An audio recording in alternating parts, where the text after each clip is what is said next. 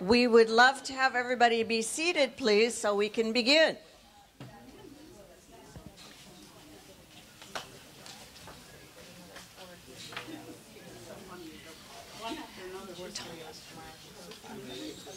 Okay, good. Well, I don't know where you are, but I'm over here. He's there. Oh, Paul's here. Ooh, Yes. I'm in between. A rose between two thorns. There you go. I couldn't have said it better myself. I won't actually have to say anything, will I? Yeah, you will. Of course you will. Come on, once I get you going. So we want you to wear this hat if you could, please.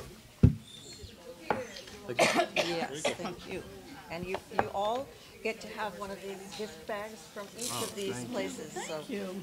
Awesome. Would you care for a hat also? Everyone, thanks everyone for coming out here to this beautiful Wellington Equestrian Center on a lovely day. And certainly to have a covered arena here is a very nice luxury in South Florida. I'm Katie Stazak. I'm going to be guiding you along today a little bit with an incredible panel and group. And that is thanks in a huge part to the people up here that have really set this up today. Cynthia Hampton on our far left here of Classic Champions has done so much to really get people thinking about how we can better develop horses and bring up young horses and provide kind of that pipeline for them to have success as they head on to bigger and better things within the industry. Then, of course, we have our fantastic hosts here at the Wellington Equestrian Center, Gabriel de Matos Machado. Of course, we have Rogerio de Goes, and we have as well here Joe Fargis. What a treat it is to have him kind of guiding things along this afternoon and showing us a little bit as we kind of showcase horses of different ages, how that's going to come about here. And that's going to be guided by you as well. So we welcome questions, and we'll have the thanks of our lovely panel, and we'll get to that introduction here in just a moment. So Joe is going to be staying in here in the arena, working with the horses, and then we'll be kind of going back and forth here between our panels. Yes, and of course you are welcome to ask questions as we go. In between each session, we'll have a bit of a panel breakdown. And then as we're going, you see something that you want to ask about, please don't hesitate to come up to the microphone. Thank you for having me. I think it might be nice just to know a little bit about Wellington Equestrian Center. Just give a 30-second how they came together, Cynthia and Wellington Equestrian Center. Absolutely. Well, you don't have to really look very hard to tell this is an incredible facility. Again, just in this beautiful, expansive, covered arena. They are not easy to come by here in South Florida. This whole center is kind of the materialization of the equestrian needs. Just a group coming together, wanting to make the experience for horses better, have a place where horses can go and really thrive. They really haven't left behind anything in the quality and the development, particularly of young horses. It's really been a focus of this group, as well as the development of a stable and safe sport. From the beginning, the goal really of this place is just to provide a simple and organized routine of the athletic horse. The goal is really to slowly develop the horse's progress by respecting individual difficulties, trying to find the right place in the sport. We're constantly reminded every horse is an individual. There's no one plan. There's no one way to do things, and that's because each horse kind of guides us just as we're guiding them. WEC is a complete structure: stalls, paddocks, an oval walker, a free jumping area, an aqua gym, theraplate, indoor and outdoor rings, grass rings, groom houses, and they invite everyone to come. They invite all professionals, horse owners, riders, and breeders who would like to safely develop their athletic horses to participate in this project of developing young jumpers. And that is really, again, bringing everyone together on this project. And that is through what we'll do here today, this event hosted by Classic Champions and the Wellington Equestrian Center. So I do also want to introduce the panel here today because we do have an incredible group. The very left of our panel, we have Marianne Simons, and really Marianne has been in this industry for many years, but as a very great specialty through a lot of study involving behavioral study of the horse. We do as well have Tom Grossman of Blue Chip Bloodstock, Lisa Laurie, Spy Coast Farm, two people that have, again, done so much for young horses and to really bring up developing horses and breeding horses in this country, which is so, so important. And the very end on the right of our panel, so grateful, fresh off representing Ireland in the Nations Cup this week is Paul O'Shea, who has so much success at the very top level of the sport and has done it by bringing up horses from the very beginning. So we are going to start here with our 7-year-olds this morning. We're very fortunate to have David O'Brien that rides for Spy Coast coming all the way down here to ride, and we're going to give the 7-year-olds a chance to go first here because he has a show to get to later on in the day. So we're very grateful to have him, and we'll get started with our 7-year-olds. Joe Farges will lead them through some exercises here, and we will get underway. We put that on the floor, the rainbow, and the other one, and also the triple bar on the floor. David, come here. Annie? So I'm going to do some gymnastic exercises that we do at home. But before I start, as I've gotten older, my beliefs have changed. And one thing I really believe now, and I'd like more people to understand this, is that the horse has no agenda. It didn't get up in the morning to make you crazy. And a lot of us deal with too much emotion with our horse. So it's important that you have to understand the horse is generous. It basically is trying to do whatever we want, and we have to show it very, very clearly what we want. So I'm going to just work with some exercises here. I'm going to try to be as clear and concise to the horse as I possibly can be. Another thing I've come to believe is when you're in the ring and when you're riding, when you come out, if you can accept 100% responsibility of what happened in the ring, then you're finally thinking pretty clearly. It really is never the horse's fault. He didn't choose to be tacked up. He didn't choose to go to the horse show. He didn't choose to jump that course. We chose for him. And it's important that we're fair to him and clear to him about what we want. I think that's the most important thing. No mixed signals. And another thing I've come to believe is the quickest way to ruin a horse is to show it something it can't do. It's just the end of it if you show it too much. Just like with us humans, there's some things we cannot do. We have to be very clear about realizing what level the horse should perform at. And a lot of us are not that clear. And there's something else I've come to believe, and this, I don't know, this might sound harsh, but I think most of the time that animals are used in sport, they suffer. And that's a horrible thing to say.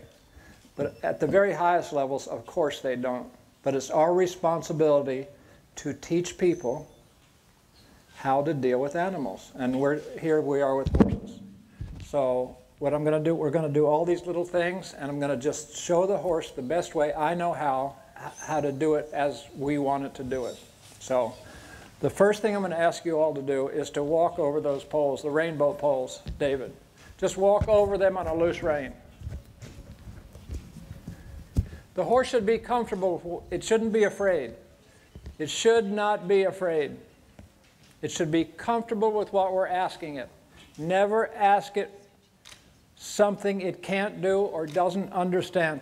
David, if you go straight up and straight up over the other one, then make a half circle and come back. And loose rein. Just be loose in the beginning always. And please ask me questions. Please, anybody. You can just say stop, and I'll talk about it. I'll give you my thoughts. So as we get started here, we'll introduce the two horses we have. We have Jollyman. This is a thoroughbred gelding. He's by Fort Prado and ridden today by Annie White, owned by Olivia White, and bred today by Richard Forbush. David, just get turned around, walk back. And then David is riding Nightshade SCF.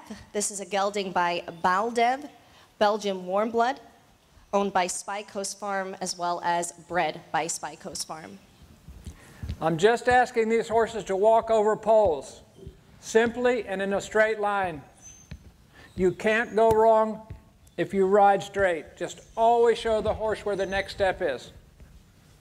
If you think about it, when we're riding, the horse doesn't know where we're going. Only you know where you're going. And you have to be very clear about that direction. Very, very clear about that. You can stay on a loose rein, David. Do that 2 more times so he's totally comfortable with it. You too, Annie. So he's totally comfortable with the rails. Just make a nice half circle, go back and forth. So Joe, do you think you can start by explaining the importance of pole work and what these type of exercises do for young horses and teach them? What can you kind of do and set poles for your young horse at home? I don't think the horse should be afraid of the jump. I think it should be comfortable with it. And horses are naturally either what we call clean jumpers or they're a little bit plain about it. But if they're clean jumpers and the pole's there, they should read it, go over it calmly and nicely, and go away from it calmly and nicely. So, and also it helps them gauge where their steps are and helps the rider gauge steps and distances and all of that. But they have to be comfortable with it. They cannot be afraid. Come back one more time, David. And how far apart have you set these poles here today? In a perfect world, for most horses, there's 9 feet between the rail and the jump, and then the rail again, 9 feet. This is a Cavaletti exercise, and in a perfect world, 4-6, 4-6, 9 feet. That suits most horses.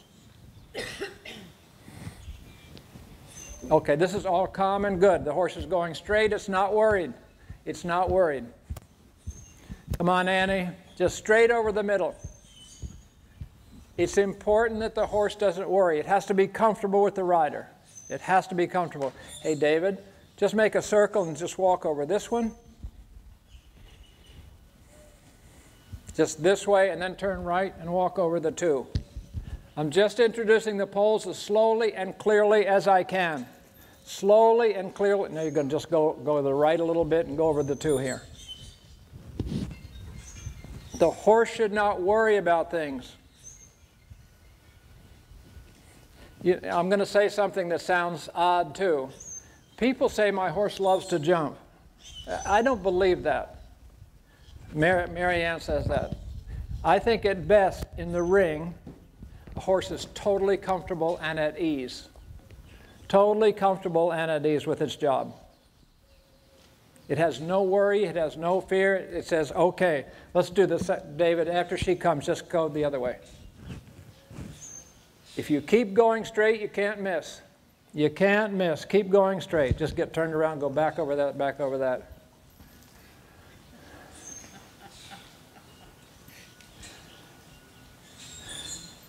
Just ride in straight lines and be clear. And the younger the horse, the more important that is. David, wait 1 sec. What if, in 1 second, what if you put the horse together a little bit, trot over the rainbow, come back over it, then trot these, okay? Wait for Annie. Wait for Annie. These horses right now are relaxed, they're at ease, there's no problem, they're not worried. So if both of you take a little contact and David trot back and forth through the rainbow, then do the single one, and absolutely relax. The horse is going to reflect you in the end. The horse is going to reflect you, especially if you started it from the beginning. Especially if you started it from the beginning. Annie, you can come too. Just trot the whole thing. And don't worry too much if it doesn't trot. Don't worry, David. Most of us get anxious and worried. Don't worry about anything. Come back, David. You can make as many circles as you need to. As many as you need to. The horse has to be comfortable with its job. Totally comfortable. No worry, no hurry. Maybe get turned around, come back. David, will your horse do this eventually? What did he say? Maybe.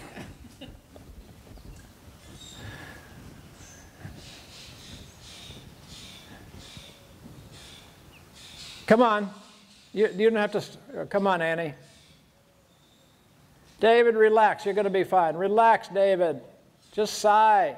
There you go. Make a circle next time, David. Make a circle before you do the next one. You're a little bit lazy, Annie, okay? Wait till David gets through here, then do that one, then do this one. David, you have to absolutely relax. The horse is going to reflect you, I tell you. Then do this one and then that one. You're okay. Relax. Let the horse be. Don't pull up. Just let it be. Just sigh. Now do the other two. Trot the other two. Any direction, any way you want. Just trot over them. Never worry. Just keep showing the horse what you want. You can go over them too. That's okay. That's all right. Just gallop away. Don't worry about it. Make a circle. And you just fit in there. You can circle some, David. I'm insisting that you relax. That's all. And one day he'll relax. And just keep your distance. And you can circle if you need to. See if you'll do this, David. Just sigh. Maybe this exercise won't work for this horse. Don't worry, don't worry. Go away. Go, try it again. And your horse is a little bit lazy. You're the opposite of David. You've got to go a little bit, just a little bit. Come back, David. Good one, good one, good one.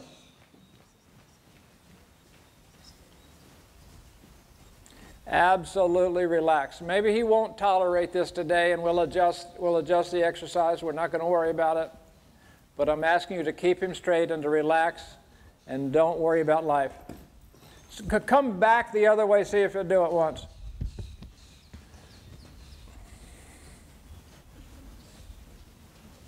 Come on, you be perkier. Come on, yours is lazy, Annie. Come back, David, see if it'll happen. If it doesn't, don't worry about it. We'll change the exercise. But you just have to relax. Don't get tight. It takes two to pull. It takes two of you to pull. Absolutely. That's okay. That was a little quieter. Maybe try the single one once. Come on. Come on, Annie. When the horse is uptight, you have to be totally relaxed. David, just try the single one once. So, Joe, I think we can see that these are two very different horses here. Obviously, different breeds, different stages of their careers, even though they're the same age. What are these horses showing you, and what should you look for beyond age to see where a horse is at its development? You know, you can walk on. Why don't you walk on a loose rein over some of them, and you too, okay, Annie? Walk on a loose rein. You know, I hate to say this, but it's hard to tell. The least likely workout. But if the horse is sound, and if it's sound and if it has a good mind, I think those are very, very important things. Very, very important. You don't know the ability till you get to the end. You just don't know. So both these horses are attractive. One's a little hot, one's a little lazy. But either one of them could turn out to be just great. There's no reason, there's nothing to say you shouldn't do the next step. You think it'll happen? Good, that's great, that's great, that's great. Maybe one more. Do you think he'll ever trot through that? No? Don't worry about it, because I'll change the exercise if he won't. But at least this horse right now is relaxing and walking. If I think this horse ought to go home and walk over a lot of poles so he's not worried about them. So he's not worried at all about rails. Keep walking, Annie. I think you also just made a very good point there. You said, well, if he's not going to do it this way, I'm going to change the exercise, not forcing the horse into what you're trying to make it do. You're adjusting to the horse. You can't force it. You just have to be patient, be the horse's partner, and do what it's willing to do. Don't show the horse something it can't do. If this cavaletti is going to be too frustrating for this horse, we'll just change it. That's all we'll do. That's all we'll do. That's okay. You should just keep doing that. Guy, jump crew, maybe we can make those two little jumps over there now. Just put the two jumps up. And Annie, you're going to trot back and forth. And you just need more energy, okay? And you can do that. You can trot those over there, Dave. Is that okay for him?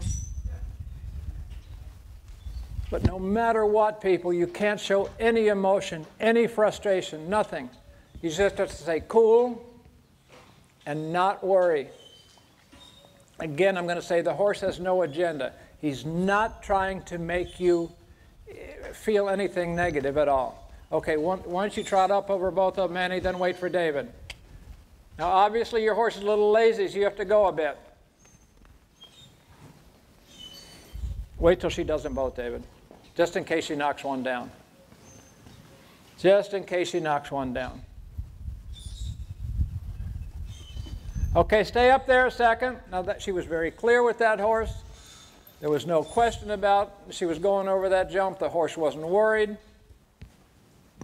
This horse worries a little bit, so maybe it's not the best exercise for him. But you never know. In a year, he might be just fine. See, that was just right. And there was a pole there. That was just right. You're going to trot back. Good one. Now gently walk, David, and let him walk on a loose rein. Okay, just Annie, the other way. Other way, Annie.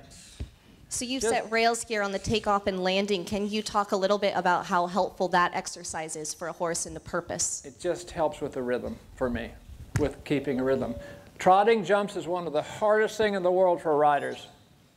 And I think we need to learn it, and we need to do it, and the placing pole helps you trot to the bottom. The placing pole helps a lot. Without the pole, it's very hard not to get ahead of the horse. See, that jump was in a rhythm and coordinated just right. Annie, good girl.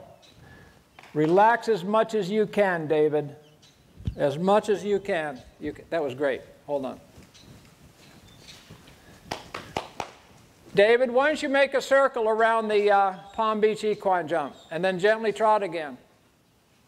This is something I would do for days and hours between horse shows with this horse. Just hang out and trot jumps.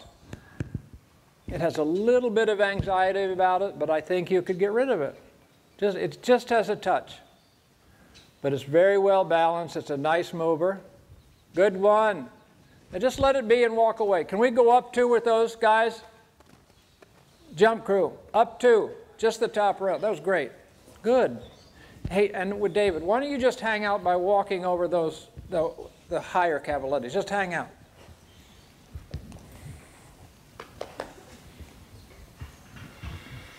Come again. That was good, Annie. Real good. I'm going to try not to talk about your position or stuff like that. I'm just talking about the horse today, okay? That's it, David. Just keep petting him. You should. That's something not to worry about. Is that rail on the ground, David? Not to worry. Okay, anybody. Annie back and forth. David back and forth. And David, you're going to make a circle every time. Every time. Just keep hanging out. Yeah. It's a trotting exercise, okay? Yep. Yes. And for me, Annie's presenting this problem. The jump is a little bit of a problem. She's presenting it very clearly. Very clearly. That was a normal, nice jump. Horse isn't worried. You have to get their confidence. Good one. Go ahead, David. And David, you make a circle each time, please. Please. You be as soft as you can. No, it requires no muscle, no strength. It just requires tact. It requires empathy, tact, all of that. Feel. Good one. Real good. Now gently make a circle. And then you're going to come back, Annie, okay?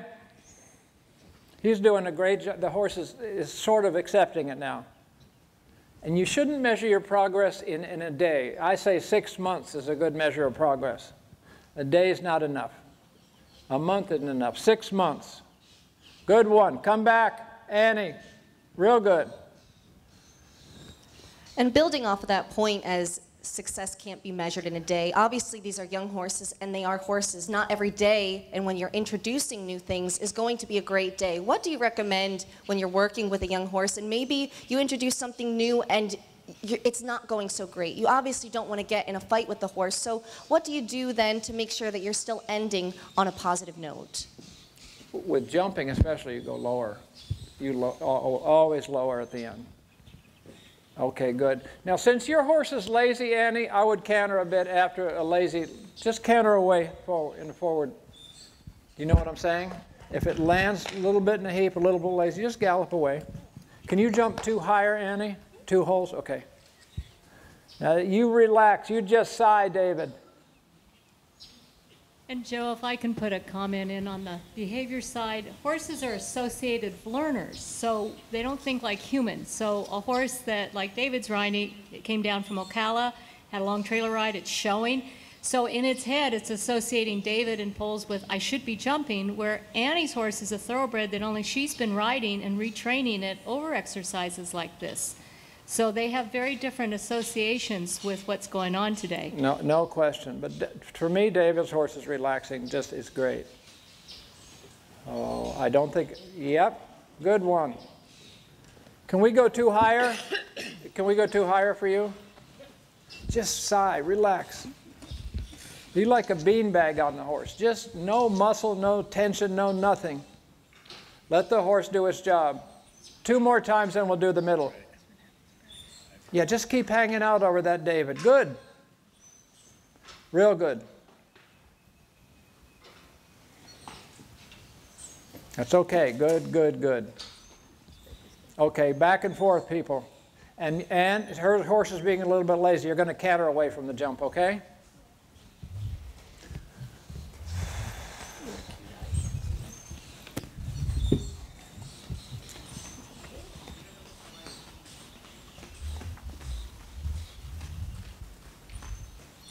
So back and forth, and then we'll change the exercise. Hers is lazy. She's going to canter away from it a bit. But don't hurry either, Annie. The tempo stays the same. Don't hurry. Okay. Just as lazy as you can, David. Lazy as you can, David. And you're welcome to circle in front of her at once, too. It doesn't have to be exactly the same all the time. Do what you need to do just to gently jump it. Good, good, good. Make a nice circle.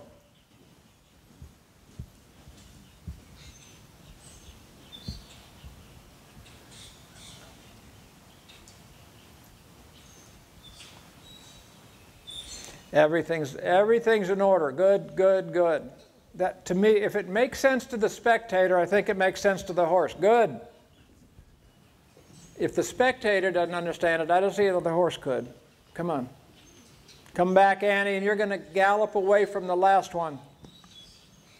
Joe, you mentioned that it doesn't have to be the same. Can you give a little bit of your thoughts on, in terms of developing a young horse, the difference between maybe routine and introducing something new all the time and mixing it up? What kind of balance should you keep in that?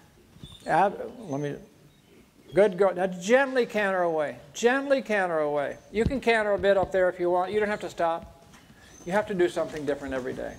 Every day. I'm fortunate to live in Virginia and I can go cross country a lot, and there's no reason why you can't do your flat work while you're moving cross country. Good one. Mix it up. Horses get bored too. We get bored. Mix it up. You shouldn't go out and trot 10 minutes to the right, 10 minutes to the left, same with the canter. Just do something different. You have to be intuitive about it. There are no rules. Good one. Okay, David, what are the chances of him trotting through that cavaletti to the gymnastic, or should we skip it? Should I get rid of it? I've done it, but like he bounces like he... He's going to bounce no matter what? I tries hard, yeah. Okay. How about... Annie, come here. Just to send them through this gymnastic the first time, I'm going to ask you to walk through it. And if he's crazy, if it's making this horse crazier, we'll take it away, the cavaletti, okay? I won't make him crazy, he's alert. He's just very, like, Okay, walk through it. Loose rein. You too, Annie, just go through there. Here's another thing I think that's important. Most of us humans are left-handed or right-handed. But we expect horses to be symmetrical no matter what. So really work on working on both hands, both leads, all the time. Keep alternating directions. So David, after you go up there, you're going to turn to the right and walk down the long side over there. Don't worry about that. Don't worry, he'll figure it out if you let him figure it out. You can trot down the long side, then walk through this again.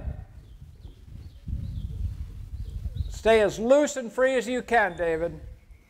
So Joe, we are introducing now a new part of the exercise. Can you explain a little bit about how you've set this set of gymnastics. Well, I have distances that I like. The Cavaletti is 4-6, 4-6, then 9 feet to the jump. Then there's going to be a bounce. Then it's going to be a 1 stride to a 1 stride to an oxer. It just keeps the horses thinking. And if you're straight and you sit quietly, the horse has to handle the problem on its own. You don't have to influence it. And you can also practice a good position as a rider going through it. Don't worry, David. The theme for you, Dave, is you're not going to worry about him if he fumbles a little bit. Okay, David, why don't you trot through it once? And if it's not working, we're going to take the trot rails away. We'll take them away in a second. But again, you have to sigh. You have to relax. Everything about you. It doesn't take strength to ride. It takes balance. If there's any strength used, it's frictional. It's just enough to keep you on. It's all balance. That was pretty good, David. Relax now. Relax, David. Wonderful. Just walk now on a loose rein. That was great. You're going to have to be perkier, obviously. Your horse is a little lazy. It's a little bit lazy. Always have intention. Always go somewhere. That's okay.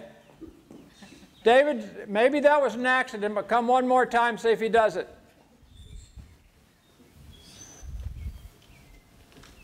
You can walk down the long side, Annie, okay?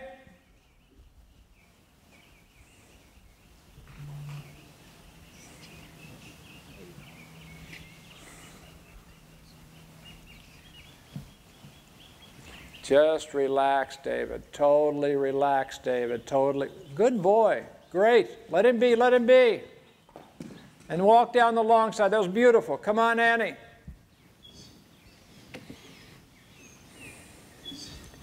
Another thing about horse, every gait has a rhythm. The walk has a rhythm. The trot has a rhythm. The canter has a rhythm. Most of us ride faster than we can think and faster than the horses think. Okay, so her horse is picking up a bit. Could we put the first green up, guys? Just hang out. And while you're hanging out, just go over that rail maybe. That was good. Just 2 rails. You can put up the whole jump. Yes. You'll do it, Robin. Everything has a rhythm in life. Horses' gaits have a rhythm. Don't ride over that rhythm. It confuses them. It confuses you. Don't ride faster than they can think. Don't ride faster than you can think. No, sorry, guys. I'm sorry. 1 jump at a time. Just the green.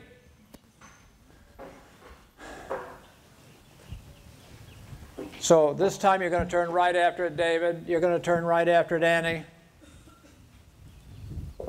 Okay, see if you can keep this piece. This is good. They're almost ready. We'll add 1 jump at a time, okay?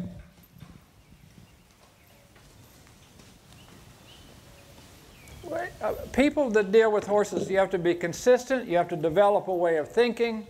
Tell the horse the same thing every day. Don't surprise it. Don't surprise it. Say, whoop. Good, David. Now you're going to walk and turn right. That was great. You on? Okay? Yeah. You're doing well. You're doing very nicely, Annie.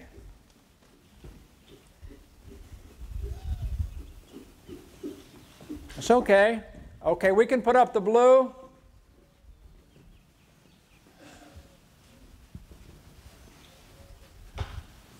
David, just hang out, and this is going to be a bounce, okay?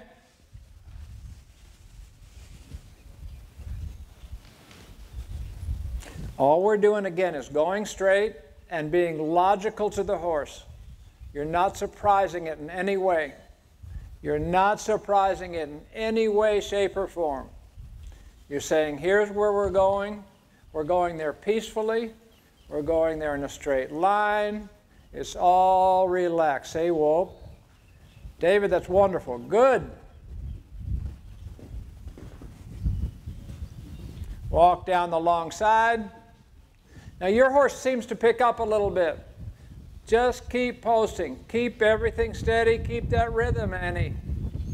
Keep that rhythm. Don't hurry if you can help it. Good girl. That's okay. Let Annie come again, David. Let her come one more time. You can come one more time, Annie. So the horse made a mistake. She shouldn't change anything. The approach was logical. Come one more time, okay? Don't do anything different. Again, I'm going to say, keep showing the horse the same thing, the same thing. It will trust you. It will go anywhere. Think of what we do with horses. We put them in vans. We put them on airplanes. They pull carts. They'll do anything for you. Just be clear. That's okay. Okay, you can put up the third one.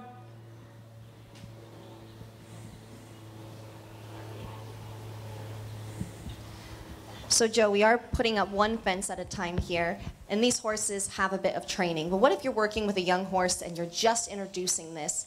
You obviously listen to what the horse is telling you, but generally, when do you decide that it's time to, okay, this horse is ready to move up and do something a bit more? The horse will, there are no rules here. The horse will tell you, and you have to be intuitive about it. You have to think about it. You know, you're asking me a question, it almost requires a specific answer. There's no specific answer. The horse will tell you. He's going to say, let's go, or he's going to say, I've had enough. And you have to notice that moment. Okay, guys.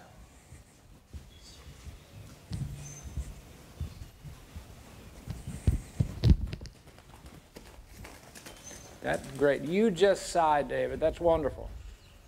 And you can circle anytime you want if he feels hurried. Anytime you want. That was beautiful. Good. Now your horse hurries and you're going to go, whoa, in your mind. You're not going to hurry, okay? Come on. After this, we can put up the oxer. After this. Good, good, good.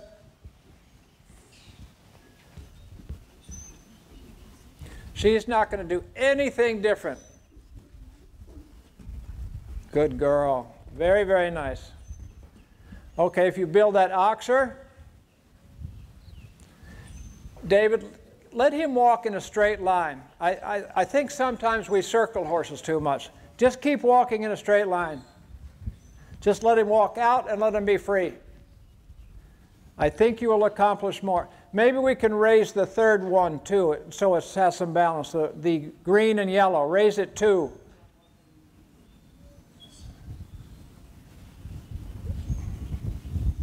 That's it. Keep walking straight. I can't stress that enough.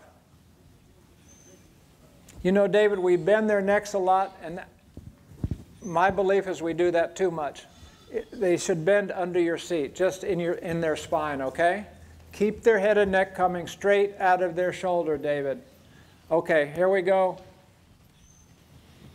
Now, since these horses are 7-year-olds, if they cope with this, we're going to raise it. We're going to raise it.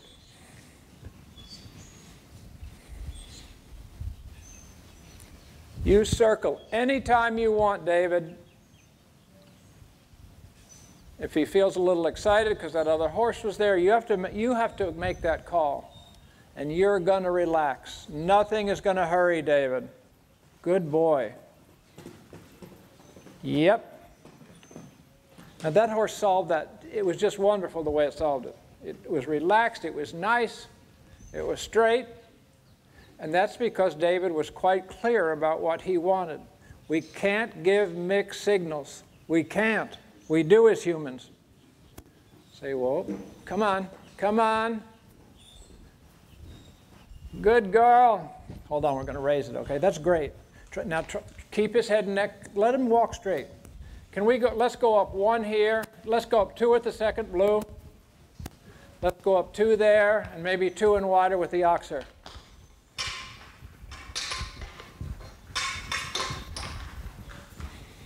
It's my belief you're not going to accomplish too much just by moving his neck left and right, okay? 1 more. Oh, that's not even. The blue is not even.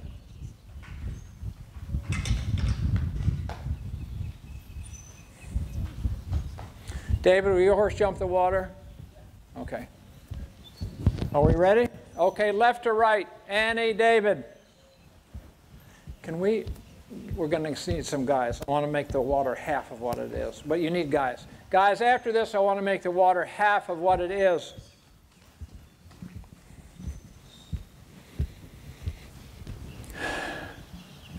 Again, I'm going to tell you to sigh and just sit well. Yes. Gently turn.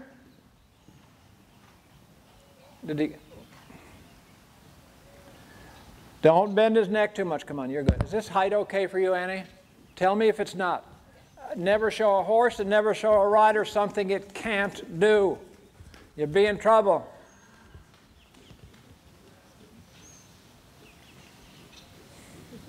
After this, let's go up one all the way down and spread the oxer.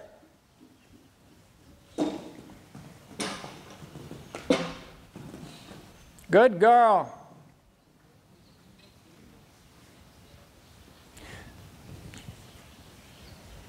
Get on this. I forget where you came from. Should you be over there? Where'd you start? I forget. Stay on the same side, you guys.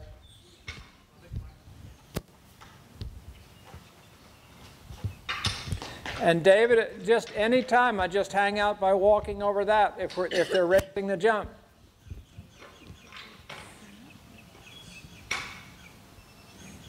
So Joe, we've taken things slowly here and put up a jump at a time, and it seems like both of these horses are really figuring it out and settling into the exercise.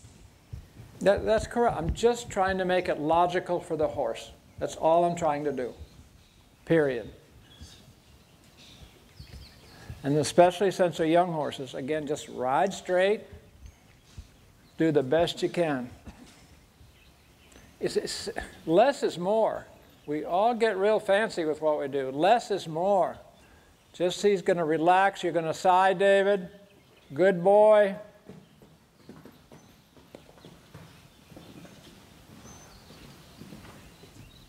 Annie, here you go. Good, real good. I'd like to go one higher if we could after Annie. Let's see what Annie does.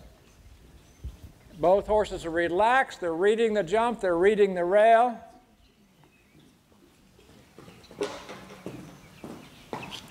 Let's ask Annie if it's okay. Annie, can we go up? Okay, how about one all the way down and wider with the oxer? That's great. You keep walking like that, just like that. His head and neck coming straight out of his shoulder.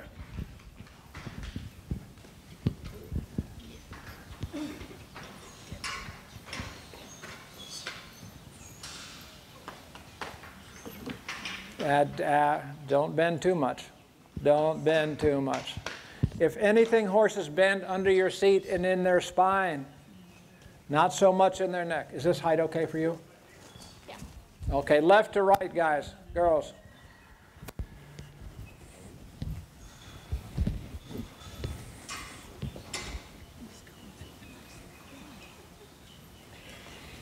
Okay, you're clear for takeoff. And you can circle as much as you want. Just be sure the approach is logical and straight. Keep presenting the problem very clearly. That was great. Okay, and you're going to turn right after it. All right, because we're working equally in both directions. You're going to turn right after it. Very nice.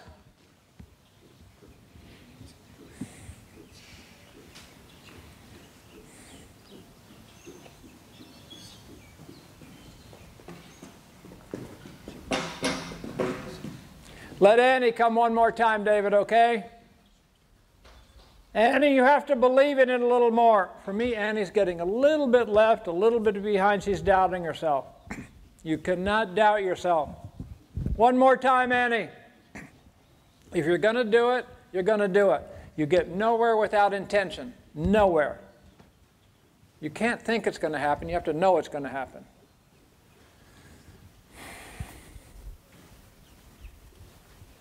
Just be with the horse the whole way through, Annie. Come on.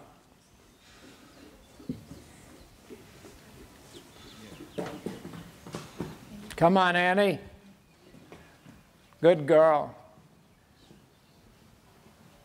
Now, I'm going to see what happens. These are 7-year-olds. They should be able to jump a water jump. I don't know that they will or not. But let's go over here and start a little something here. We need to have it toward the front. Take the back, go to the front. Make it just a blurb. Come on, Robin, it's heavy, it's heavy. Will your horse do this, Annie?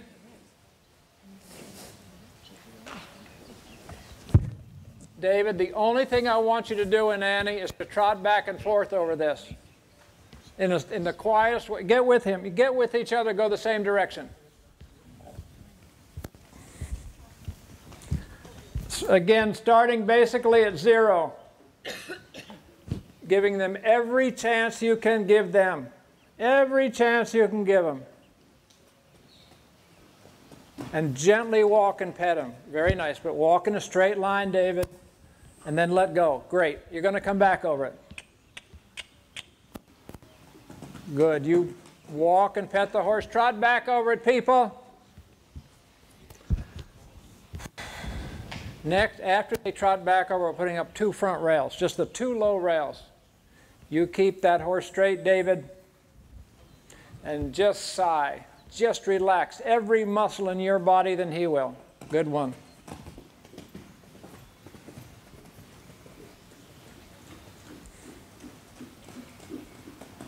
Okay, just the 2 rails. Still trotting, David and Annie. Still trotting.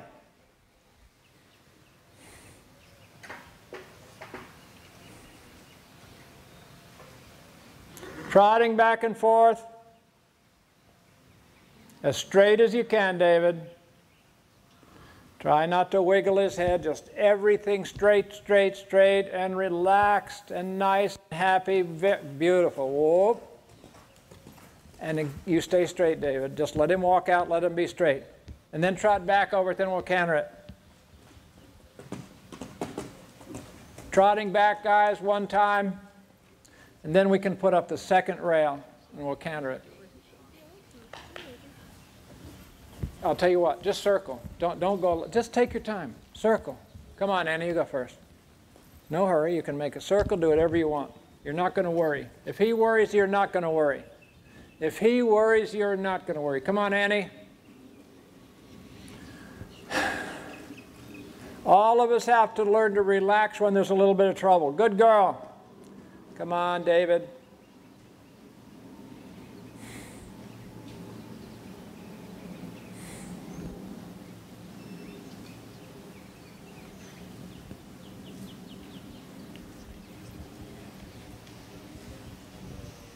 Totally relax. Whoa. Good one. Okay, put up the... Okay, you're going to canter it just off the left, okay? They're good.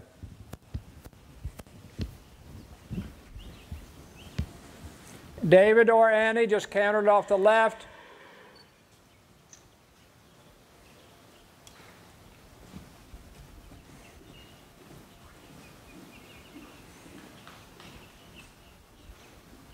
Come on, Annie, you got to go somewhere. You have to have intention. You get nowhere without intention in life. Come on. Okay, gently organize your life down there. After this, we'll put up the 3rd one and we'll open it up. Just walk down the long side, Annie.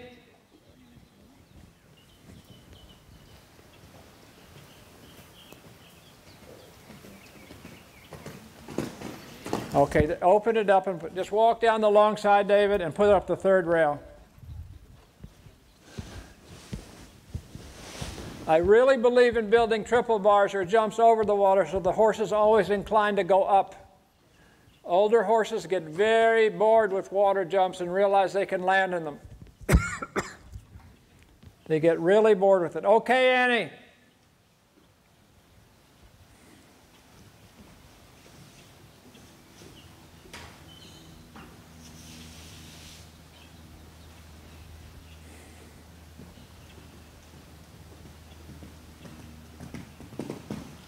Real good. Pet that horse. That was wonderful. Good girl. Come on, David.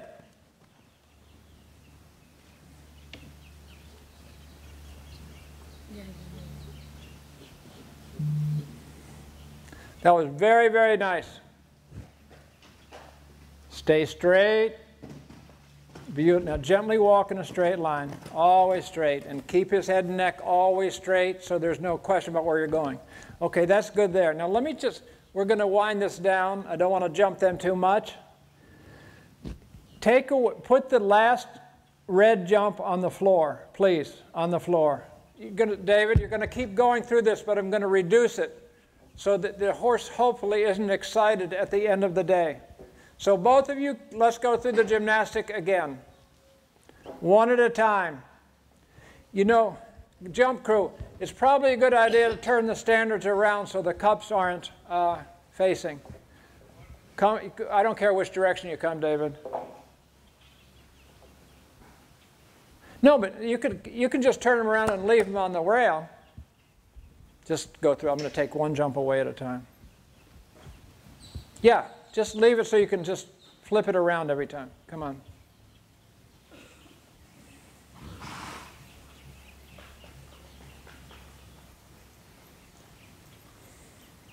Totally relax. Just sigh. And he will. And he will. Good one. And you're going to turn right. Very nice. Turn right. No fuss. Come on. Annie. I really like to end low and with nothing, sort of saying thank you to the horse. You're just saying thanks for a nice day. Come on, Annie. Believe in it, Annie. Okay, you can take the green and yellow on the floor. Just put it on the floor. David, you're going to come again whenever you're ready.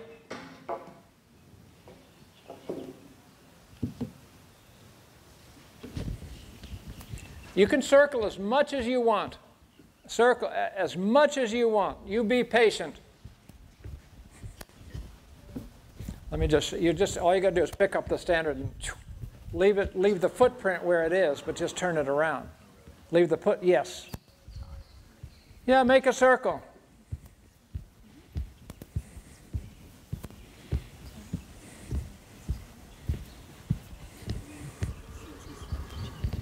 You're going to just sigh, David. You're just going to relax. Really good. Gently pull up. Whoop. Come on, Annie.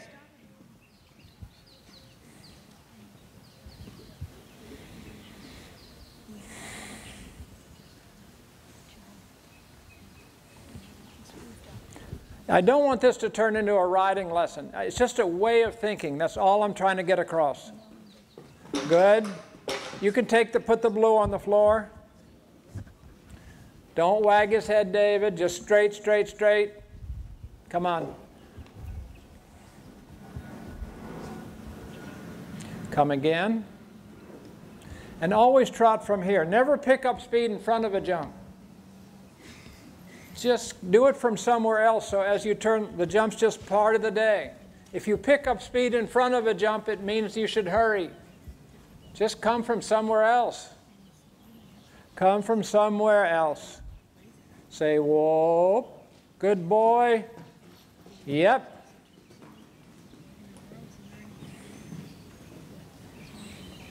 Off you go, Annie.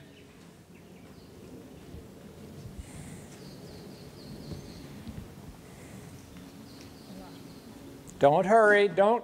Annie, that was a little rushed. Annie, you come again. Find a rhythm at every gait.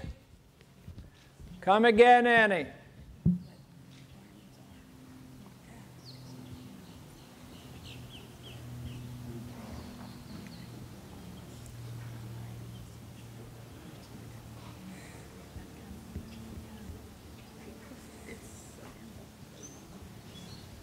It's a little lazy. He's going to pick up speed if you're that lazy. You've got to go somewhere, Annie. So he doesn't need to pick up speed or momentum or impulsion or whatever you want to call it. Good girl. Okay, put that on the floor. David, I'd like you to trot over the rainbow and the other one, and then walk. And then I'm going to lower that too. Off the left. Annie, come here a second. Don't worry, don't worry, don't hurry. You just keep sighing. If a horse is tense, you do the opposite. You do the opposite. Eddie, you're going to trot over this. Yep, you should circle around Palm Beach Equine. We just have to keep telling the horse there's no worry in life. No worry. Just trot over those two, and then I'd like to go down two with those. Whoa, good one. Gently walk. Come on.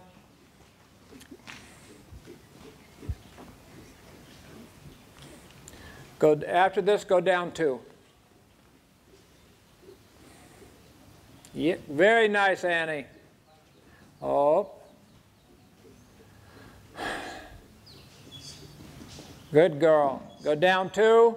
And you that's got to be 9 feet. She's kicked it out of the way. Come back once, David, then we're good.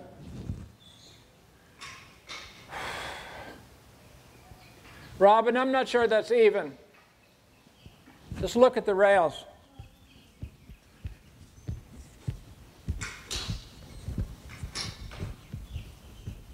Come back one time. I think you're good. I'm good. I'm just going to roll this out. It looks funny. Come on. I agree. Come on. Circle, David. Everything about this horse's life should be relaxed. Everything. Never worry. Just keep showing the horse the same thing every day.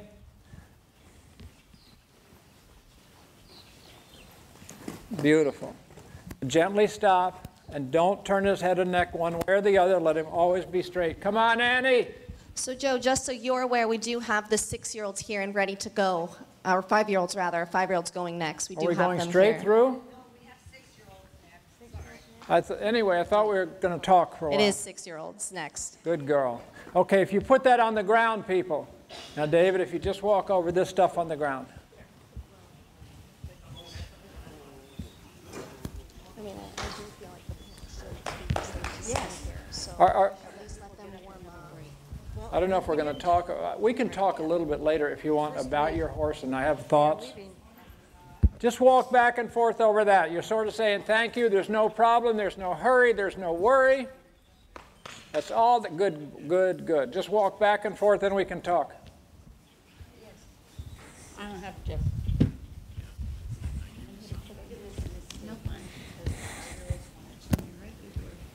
Are we asking questions? I thought there was 15 minutes of something. Are those guys talking? Or I beg your pardon. You're waiting for instructions?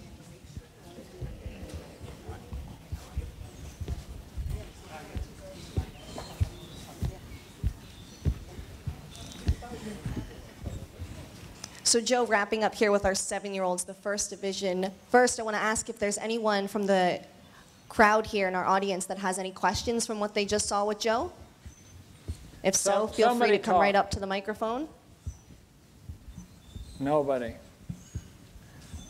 Well, I know a group of people that are roaring to go, ready to talk, and that's our great panel.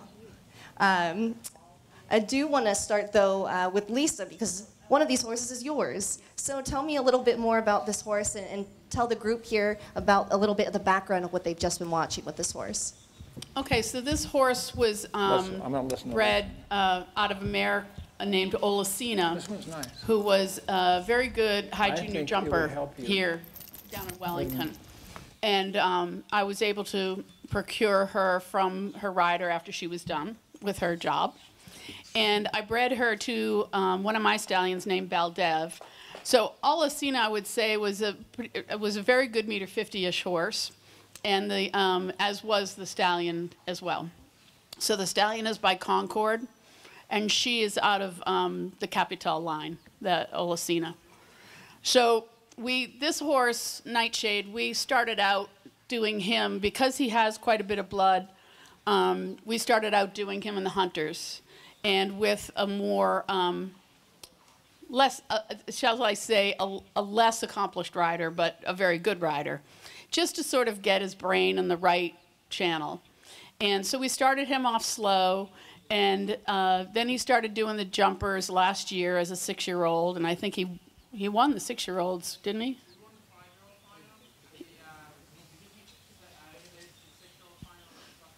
Okay, he won the 5-year-old final and then the 6-year-old final in Kentucky.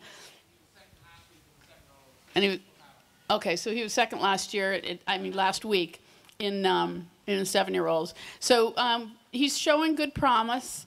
We're hoping that he's, goes up to maybe the level that at least the level that his parents were both at. And he obviously demonstrates a lot of blood, which is one of the things that a lot of the riders want. So we try and give them what they want. But it can be a challenge to train them. So we try to figure out where they are along their path in life and bring them along slowly, but to their natural tendency as well. This horse did just come down from Kentucky about a week ago, so this is a lot of work for him in this heat. So you see he's quite sweated up, but he's a sweet horse and pretty easy, right? Pretty straightforward, yeah. Right, David? Yeah. Yep. That's Nightshade. And you obviously do so much breeding here yourself in this country, and it's a program that you've worked to develop. Why is this such an important thing that we should focus on in growing the breeding industry and developing young horses here in America? Well, that's an easy one. We already have the resources here. Many of us have brought the resources over from Europe, and we got a late start on breeding the warm bloods, but we have the raw materials to do a very good job of it now. And so it's just a matter of channeling those resources back to breeders if you don't want to breed, or using a breeder if you do want to breed but you don't want to do all the heavy lifting on your own. And then the big work is starting out with clinics like this, with shows that are affordable, and with a nice pipeline for how they can be developed properly without overstressing them or underutilizing them. We have to have standards that are in line with Europe's, but not overtaxing for us. We need to get riders that are really into training young horses from the very start, and it's a process. It's for process-oriented people. You're going to get results every day, but it's not like winning a class. It's just you go day by day, and you have to appreciate each step of the way. And those of us who like to do that sort of thing get great reward from that. You hit upon a big keyword there in pipeline, and that's why I want to segue a little bit over to Paul. You've brought horses up all the way through the grades to the very, very top levels of the sport, and you use a lot of the young horse classes here to do that. What kind of pipeline do those young horse classes that we've set up here, including those that Classic Champions does, what do they do to better prepare your horses to make that next step in their careers?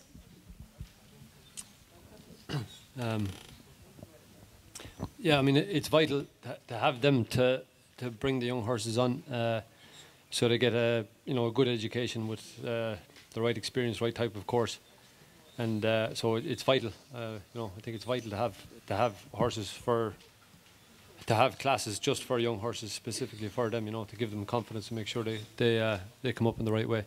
And you mentioned the courses, and I know Classic Champions has really made their baseline on designing courses specifically for young horses. What is a good young horse? What does that look like, a course that is good for a young horse? Just inviting, not too difficult.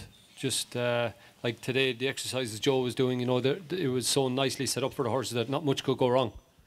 And so you wouldn't have to fix a problem afterwards. And a young horse course, I think 2 water jumps is important in the young horse course, because if they spook over the first water jump, the second one they'll be more confident. So I think that's important to have not just one, because most horses will spook the first time. So if you have 2, then at least by the second one they're more relaxed. And very inviting combinations is important. You never want to have a bad experience in a combination with a young horse. When you have a 7-year-old or coming 8-year-old that's ready to kind of maybe take that next step into, say, the FEI division, what are you looking for? How do you evaluate when a horse is ready to make that next step?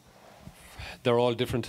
If you have an unbelievably scopy, calm horse, then can obviously go faster than one that needs more time. But you're definitely better off taking your time than taking a risk and going too far. I think one thing that I learned before years ago that I find good is that every time you move up a horse, say you're at meter 30 level and you move up to meter 40, just do it once and go back down. You know, so if you have a horse jumping meter 30, and then you put him in a 140 class and he goes clear and he does it easy, that doesn't mean he's a 140 horse. Drop him down again and play around like that, so you're going up and down. I think that's very important. We saw a variety of exercises here in this first session. What kind of exercises do you do at home with your young horses? Very similar. I actually learned a lot today watching Joe, the way he made it all very back down in the end. I thought that was brilliant. Yeah, so like I'll add that in myself from now on. So that was good for me to see. But simple basic courses as well, just very basic stuff, and low, because I think the worst thing for any horse is big jumps. That's the hardest thing on their legs, you know. So they don't need to jump big jumps, a lot of big jumps. I mean, maybe you could make one a little bigger sometimes, but most of the time just very basic courses, basic exercises, not that big, just for confidence and to build up the right muscle. And when you have a young horse that's really scopy and really talented, it can be easy to get excited and want to put the jumps up, right? Of course, but there's no point, you know, especially if you can already feel that they have it, then it's meter 20, meter 30 is plenty, I think. Patience in the long run paying off. Yes. Lisa, well, I have a question for Lisa. How do you find young people that are going to be interested in this boring, slow, beginning work? Everybody wants to jump really high, and I found that anybody that rides with me always want to jump higher and wider and faster. And how do you find a young person that will continue these thoughts?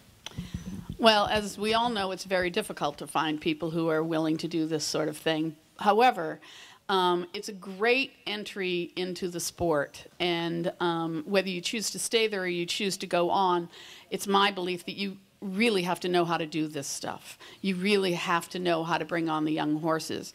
So the way we do it is we're fortunate to have a pretty big operation, and we bring in a lot of interns. And so at any given time, David, you might have 1 or 2 interns, right? Always. And they have to have a certain level of riding competence, but they have to have more the attitude that we're looking for. And so we just sort of run through those, and we kind of pride ourselves on those people leaving to go on to assist other people as well. So I try and keep my core riders, but then we're trying to actively produce other young riders. And I would encourage anybody here that, you know, if you're interested at all in doing this, it's a good idea to work with someone like Paul or like Tom and sort of do this daily and see whether you get a flavor for it. One thing that sprung to my mind too about this is because when I watch these clinics, I always get a little nervous, like what if I do something wrong? What if I do something wrong? What if I'm too nervous? And I'm now working with a dressage rider with my 7-year-old, and he's like, you really can't do anything wrong. You know, the horse will be fine, and then you just correct it until you get to the point. You just don't want to continue to repeat mistakes. But if you don't give the exact aid or your leg isn't in the exact position, don't sweat it, you know. And I think people, there's a worry about whether you're going to break these young horses. And if your attitude is right and you're relaxed and you keep with it, they'll get it and you'll get it. So that's a barrier I don't like. I don't like people who want to go into this industry training young horses to feel inhibits them. I know, Tom, you wanted to add to that, and then we'll move on here to our 6-year-olds. And thank you to David and Annie for providing some great examples of how to properly ride these young horses.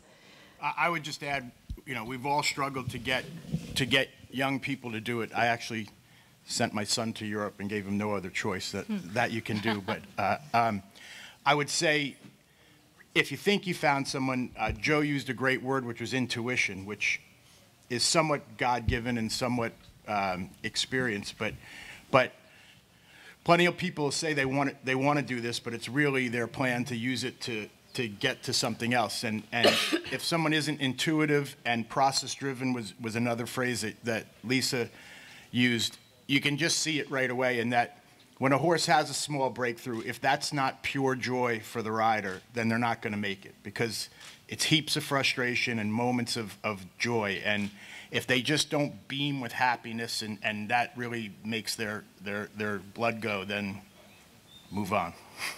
Absolutely, a lot of small milestones that are really, really meaningful along the way. So we are going to get to our next group with our 6-year-olds, and this is a year of difference, but with young horses, that can be quite a lot. So Joe is going to now work with our 6-year-old, and there's another one coming in? Okay, excellent. So we'll wait for them, and we'll get underway. Any questions as we've spoken to our panel a bit? Come on up to the microphone. Come on, don't be shy. Yep. Why did you spend so much time trotting exercise and not cantering? We had an hour. I mean, just starting at the beginning. Okay. Hold on. That's all.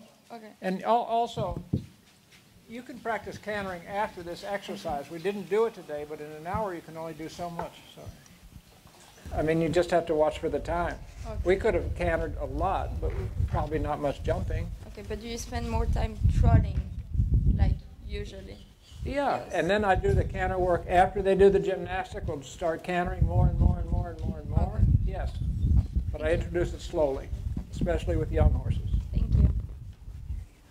I also want to add that Palm Beach Equine, of course, is here, and if anyone has any questions related to, medical care or in terms of the physicality of horses, they're coming up through the grades. We have 2 veterinarians here as well from Palm Beach Equine, happy to answer questions. Come on up to the microphone. This is a question for Joe. What would he have done if the horse had not wanted to jump one of these jumps? I would have lowered it. You would have lowered it. Lowered it, lowered it, lowered it until the horse. You say until the horse was doing it willingly. Okay. That's all. So take the Liverpool, for example, back to the ground. Absolutely. Absolutely. You can force a horse to do something, then it creates some fear. And I don't like to create any fear in a young horse. It has to be comfortable with life.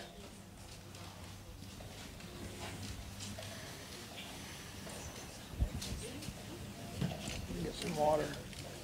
Hi, Danny.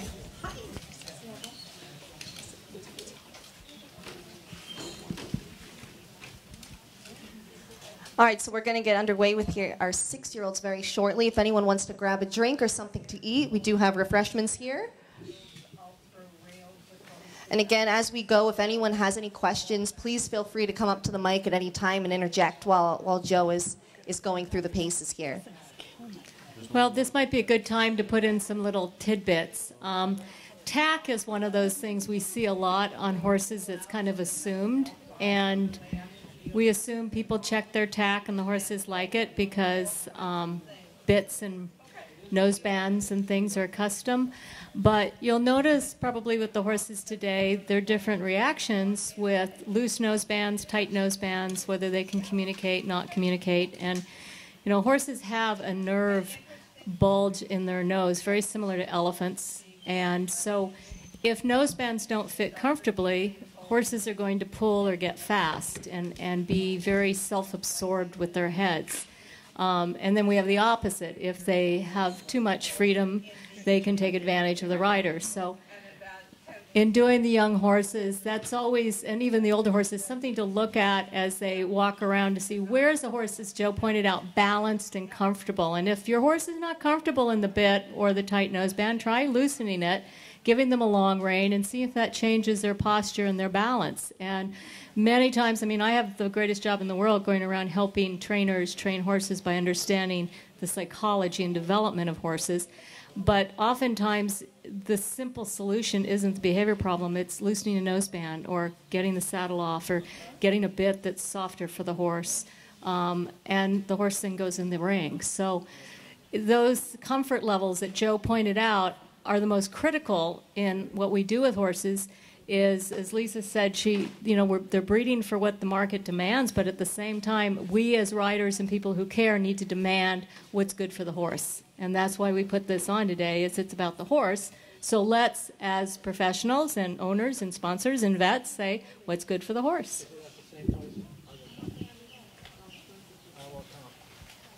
I think Joe is just grabbing a quick drink, and we'll get underway here with our 6-year-olds. I'll go ahead and introduce the group that we have. We've got a 6-year-old mare here, Claretta, ridden today by Sunka Taiman.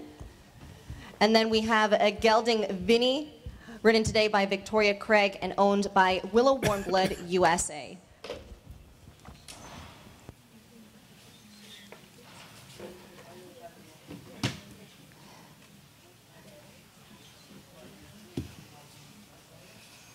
And he's 6, right? Is he showing?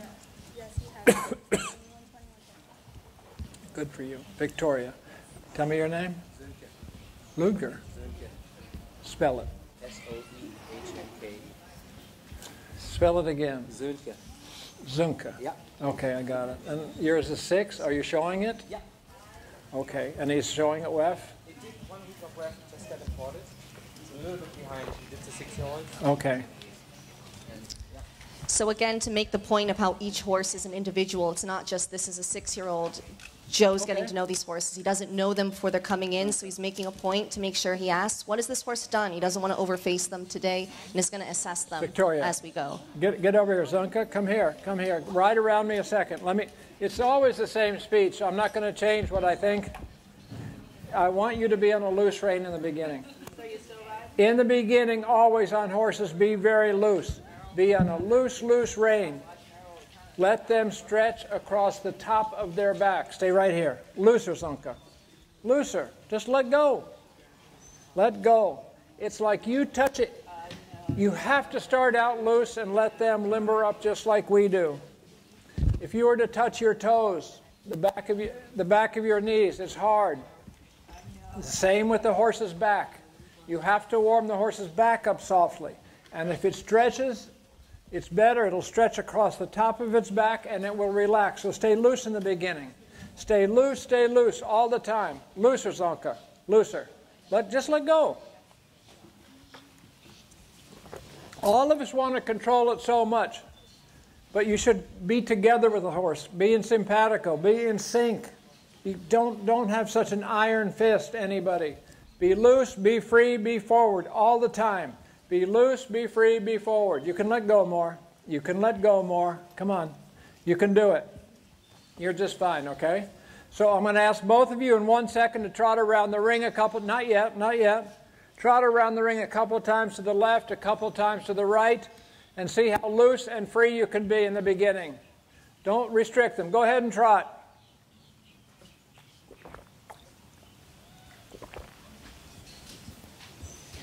Be loose as you can, Zonka.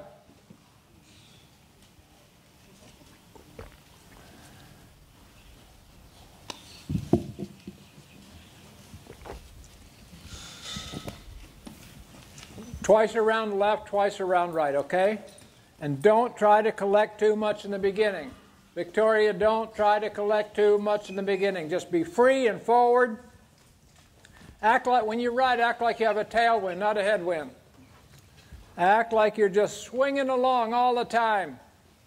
All the time, swinging along, people. Good. Now gently a couple times to the right, Zonka. Be loose, be free.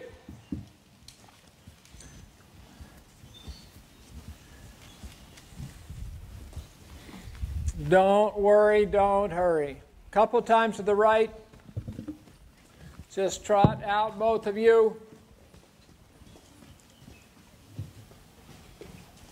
So, Joe, we do have 6-year-olds now, and as always, we're treating each as an individual. Everyone's at a different stage in their development.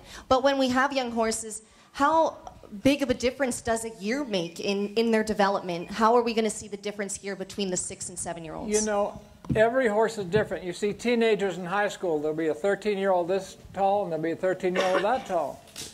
Again, it's intuitive. You have to figure what they'll take. Some mature, some don't. Some are slower thinkers, some are faster thinkers. Some bones develop quicker than other bones. In general, if I had to have a belief, a 7-year-old is basically developed physically. 6-year-old's not quite. You know, the bones haven't closed. It all hadn't happened yet.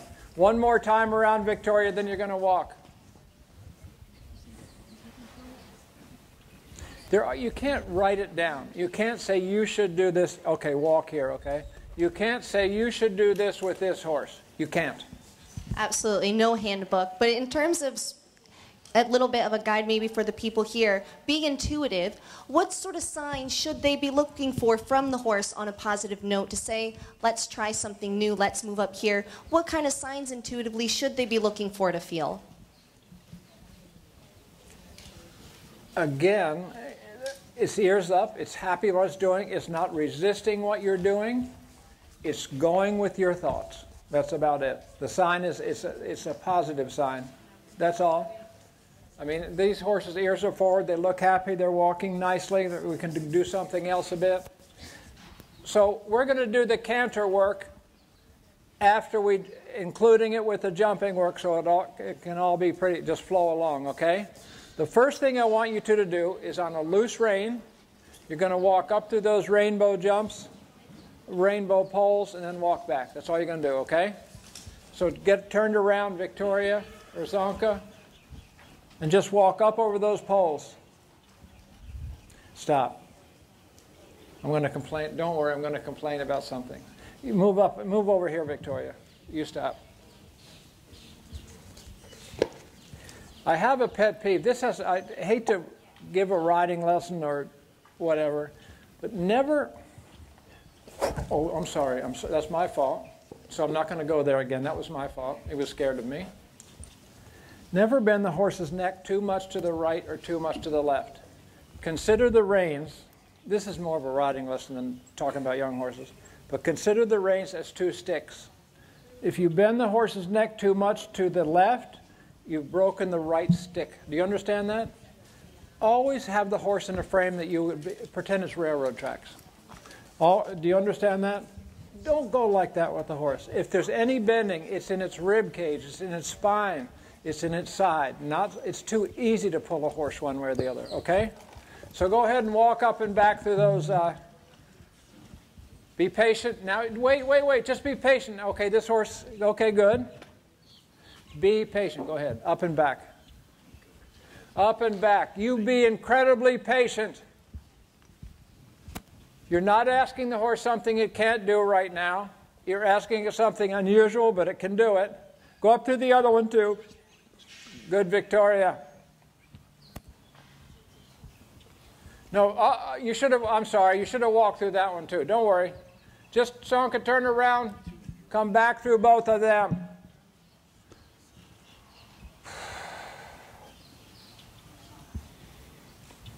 Good. And when you get near the rail, when you get near the jump, don't do anything. It's the horse's job. It's the horse's job to read the problem. It is the horse's job to read the problem. Don't hurry it. Let it find its way. Don't hurry it, Zonka. Let it find its way. You too, Victoria. Let the horse find its own way. Now just be straight, Zonka. Just be straight. Don't get ahead. Don't get ahead with your body. Always stay in balance. Always good. Do it. Let's walk back and forth one more time, okay? Always stay in balance. Always, always, always.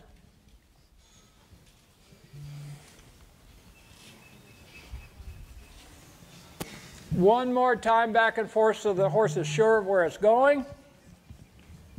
You're not confusing it in any way, shape, or form. And don't, Zonka, don't just sit there normally. If you change your seat, the horse is going to know something's coming. It shouldn't worry about what the next step is. It should do it in a relaxed way. In a straight, relaxed way. Horses have to relax. Horses have to relax. Okay, come back one more time, and then we're going to trot. And anybody can ask a question at any time. This is slow going. So just say you want to ask me something, I'll tell you what I think.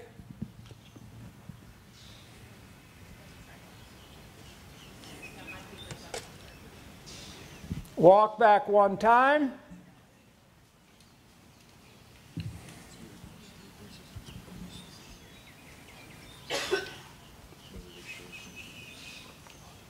Try not to, the rider shouldn't change the balance at all. He's anticipating life a little bit, and if the rider keeps doing that, the horse is going to anticipate the jump. The horse has to read the problem, stay in balance without interference from the rider. Without interference. You're going to sit quietly. We want to watch the horse, we don't want to watch you. So now, Zonka, you're going to go up there and you're going to trot back and forth over them both, okay? Find your own way, don't hurry, don't hurry. You too, Victoria. You're going to put the horse on the bit or establish a nice contact. But to make a half circle, Zonka, start down here. Start down here, please.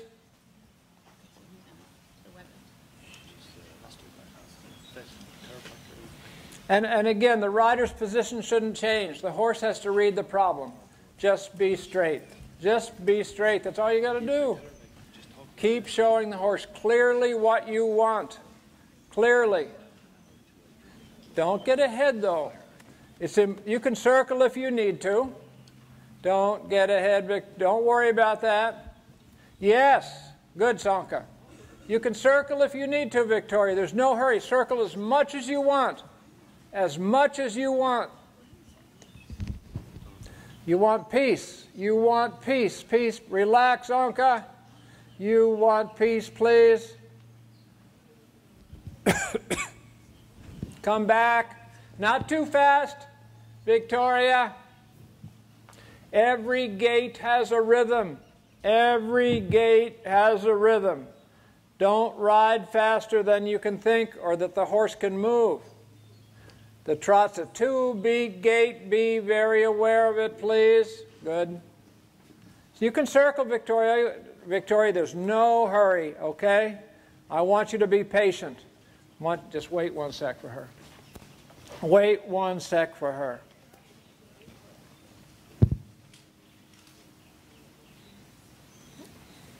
That's a good girl. Let's go back and forth one more time before we make a jump. That was very nice. You can circle as much as you want. There's no one hurrying you. No one. Just find peace, okay? There is no one hurrying you, Zonka. And try not to change your position. On any horse, if you change your position right before the jump, it's going to think something's going to happen. Keep balance, keep a rhythm, stay straight on horses. Good one. Good boy. Come back one time, people.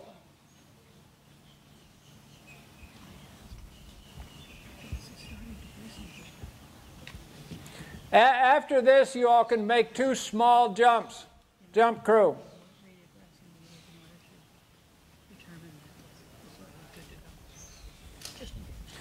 Try not to change anything about the horse's life, its thinking, except it's going where you're going there together. Good, you can walk a second. 2 small jumps. Very nice. Okay, somebody asked why there wasn't some canter work. I'm going to add some canter work right now. Listen. Hold. Stop. Jump the jump as peacefully as you can. Canter a nice left circle around Palm Beach Equine. And then trot the next jump, okay? So there's going to be a left circle here, and it's going to be a right circle coming back. You with me? Okay. You understand? The transition is everything. They should trot and canter and trot. That's not quite even, Robin and friend. There, he's got it. That jump is good. Next time, put that one up one. So next time, so they're both the same height. Now, don't go yet. You're going to jump. You're going to canter a nice circle. This is the way you're practicing some transitions. Canter a nice circle. No, no. Victoria, wait. Just wait. Let him finish the whole thing.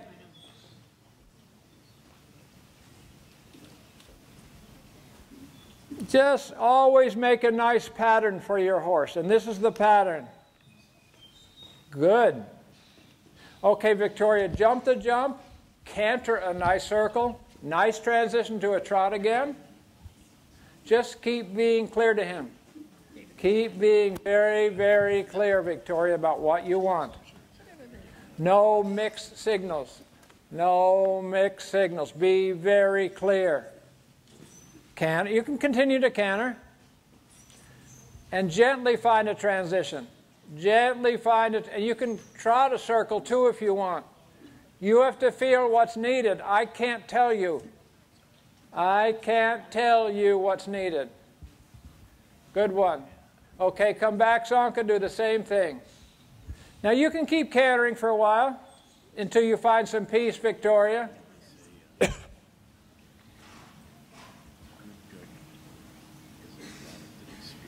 Good.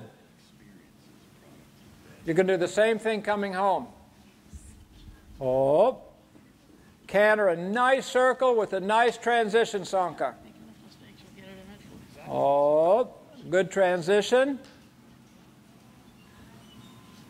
And if you need to trot a circle, you can. Don't jump the next jump until you feel that it's peaceful. Until you feel it's peaceful. Very nice. Now you can canter a bit if you want. You can work at the canter a bit. Come on, Victoria.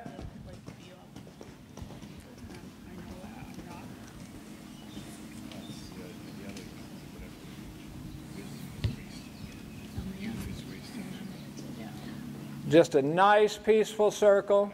And you know, since he's in a hurry, Victoria, I'd probably trot a circle. I'd probably trot a circle until you find peace again. There, good girl. Very nice. Then when you feel peace, after this we can go up one with the jumps, guys. Oh. No hurry. Very nice. You can canter a bit if you want, or trot, or do some transitions. You can keep working, Victoria. Other ways, Anka, as soon as they raise the jumps, okay?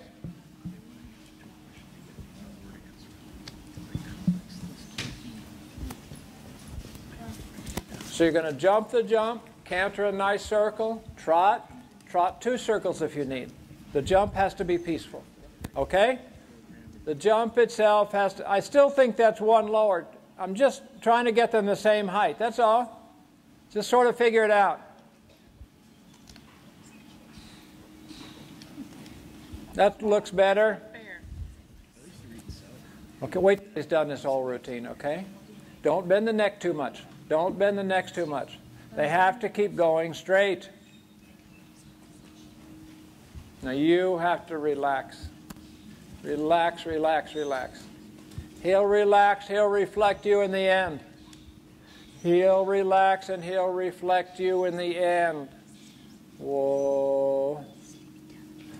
Try not to get ahead with your body ever.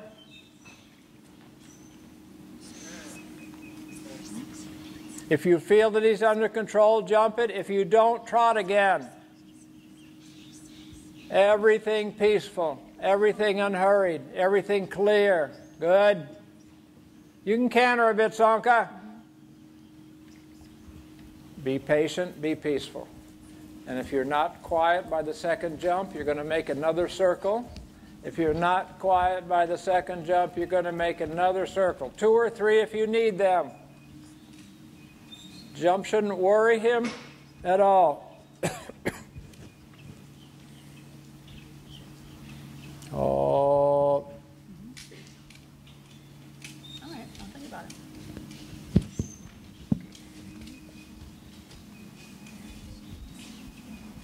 Good.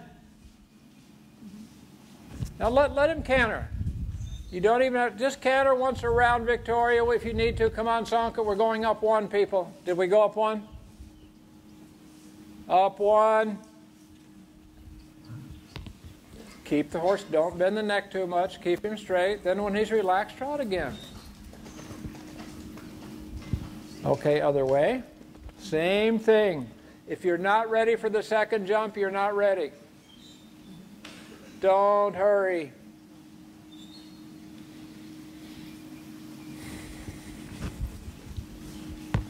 And then you're going to gently walk whenever you find peace, and then you're going to relax. Oh, not too fast. I'll tell you what, Sanka, trot.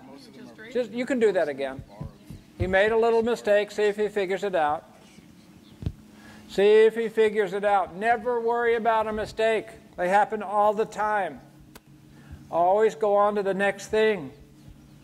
Mistakes happen. We are not perfect. Slow everything down. Slow your thoughts down. Good.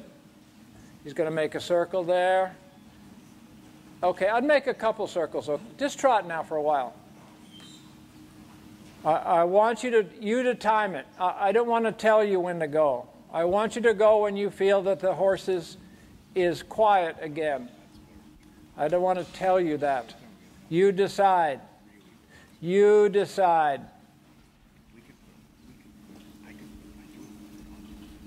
It's your choice. Oh. Good boy. Okay, you can canter a bit. Here goes Victoria.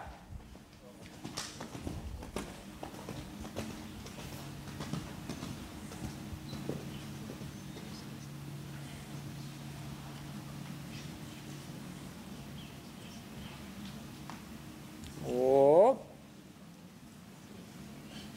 You decide if you go on to the next jump or you circle again, Victoria. You decide.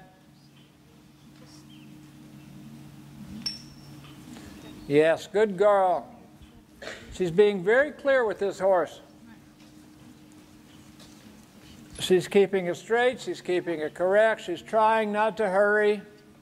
She's trying not to hurry at all. There, that was very nice. We can go up one again. Good girl. If you're patient, the results will be quicker, I tell you. Just be patient, both of you. We're going up one again. Be incredibly patient. Never get frustrated, ever. Ever, ever, ever get frustrated. Stay cool. Stay cool. Okay, we're good. One of you, anyone? Anybody? Who's going? Sanka, you go. I guess, yeah, he's first, you're second, okay? Huh? Okay. You could almost dictate with your posting the speed. You can almost dictate the rhythm with your posting. You got a little worried there, Sanka. Canter as much as you want. That's not all right. It's what it's doing between the jumps that's really what's important. You decide. Oh, good boy. Good, good, good. Another thing is a phrase that has helped me. The jump is a consequence of the approach. If the approach is good, the jump's going to be within normal limits. Good. Okay, Victoria.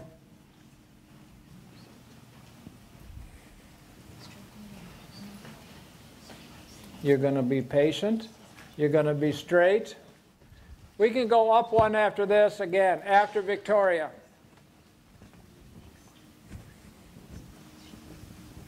Whoop. Nice. Canter a nice circle. Have a nice transition. Do the next one. Oh. We'll go up one, Robin, there. No hurry. Very nice. Up one, guys. Come back. Sanka. Come here. Sanka, come here 1 sec. Don't break the outside stick. Try not to get quick with your body. Okay? The horse jumps first and then you gently follow it. Most of us are so excited we try to jump the jump. And the horse is nowhere near us.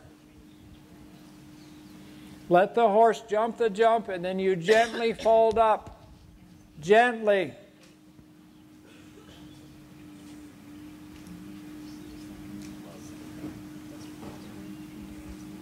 Sit back. Also, the horse will follow your body. Sit back a bit.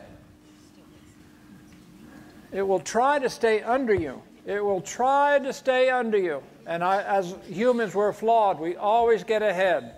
We always get ahead. Good. You can canter a bit. Very nice. Victoria.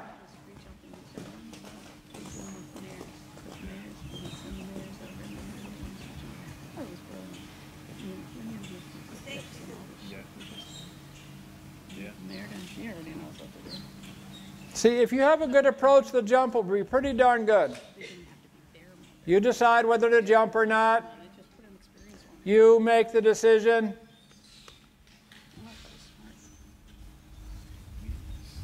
Yes, good. You take your time. Take your time.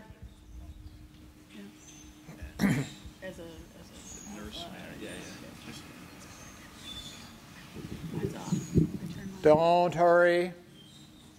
That was nice. Very nice. Okay, guys, come over here, Sanka. Good, good, good. Stay straight, stay square, and then relax with the horse. Let it walk out. Let it always have a breather. Sanka and Victoria, you follow. Walk up over that, the single cavaletti on the rail here, and then walk through this one here, just loose. Loose as you can be. The horse will relax if you do. Then you're going to make a big, gentle right turn. Don't worry. Big, gentle right turn and walk over the two. Yep. Walk over this one, then turn around, do them again, the other way.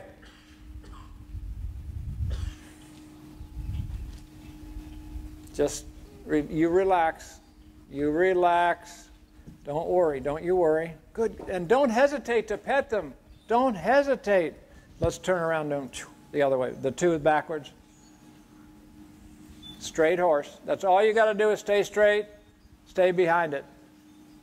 Let's do them the other way, Victoria.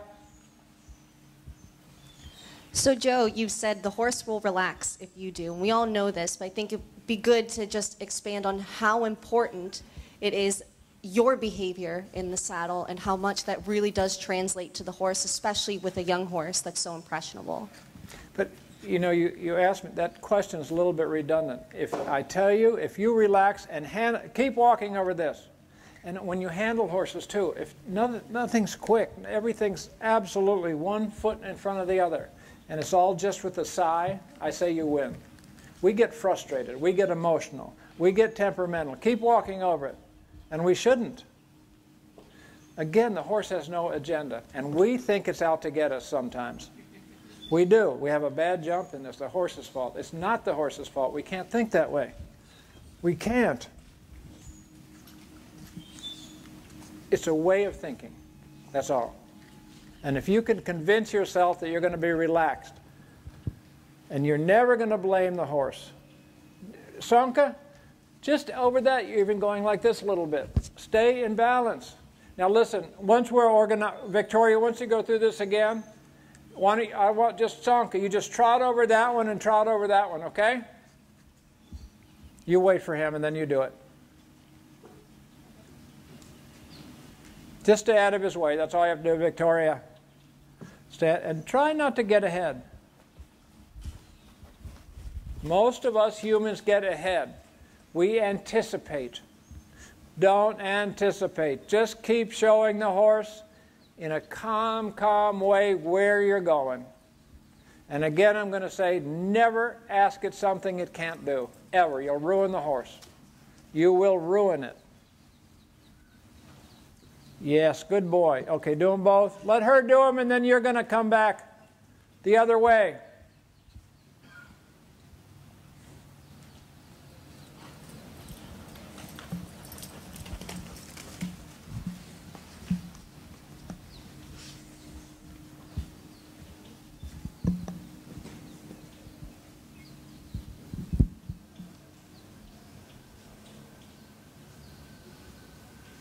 Come back the other way, Sanka. Just stay in balance. Just stay straight. It's not smoking. It's not complicated. We make it complicated, us humans. We make it complicated.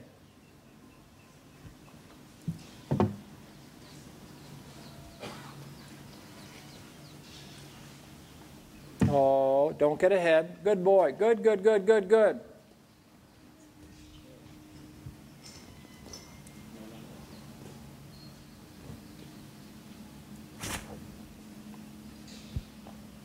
Come on, Victoria. Don't get ahead. Go. Don't hesitate to pet him. That was great. Don't hesitate.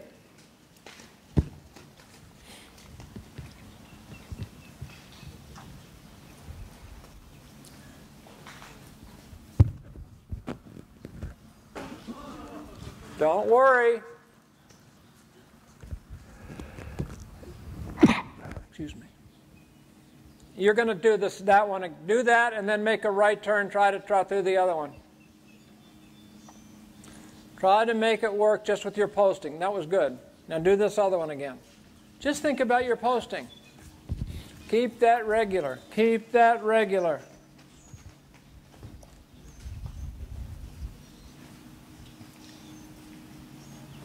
And pet him. Very, very nice. Good girl. Okay, Sanka and Victoria, just walk through the gymnastic. Loose. Both of you walk back and forth through it.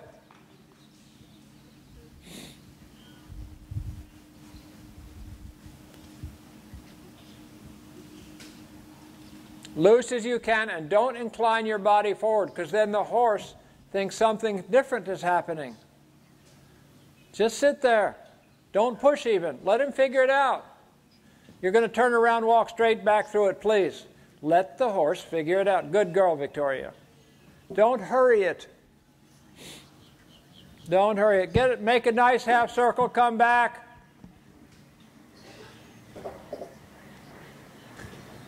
Just work it. Wait a minute, Sanka. Come here one sec. Everybody come here. I want to make another point. Don't worry. Sanka, come here, please. This is something else us humans do. I'm going to talk to Victoria when she's here.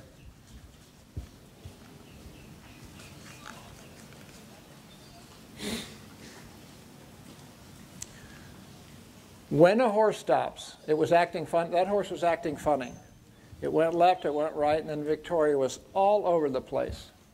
If a horse is going to stop what it's doing, it has to stop in a straight line. You have to be that much in control, okay?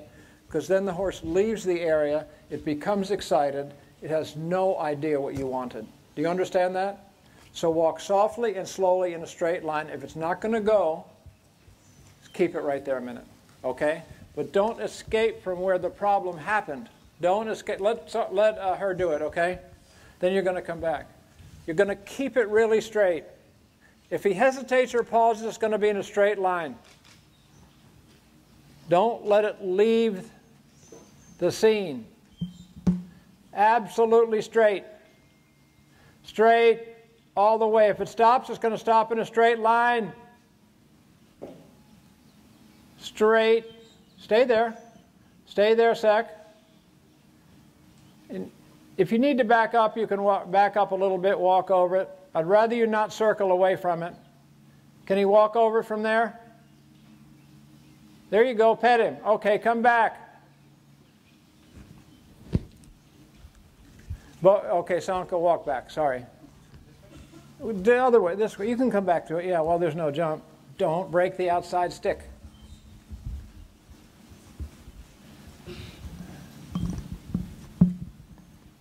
You're going to come back the other way, Victoria, okay?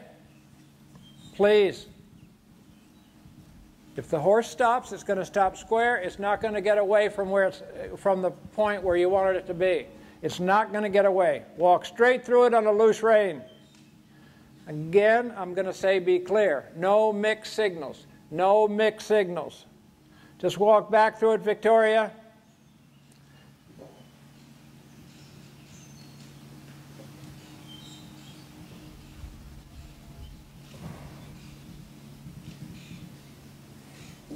Just sit there. Just let him find out where to put his legs. Okay, now listen, you're going to trot this way next time. Turn right once, turn left once. Turn right once, turn left once. Straight, Victoria. Take your time, take your time. Good. Okay, trotting.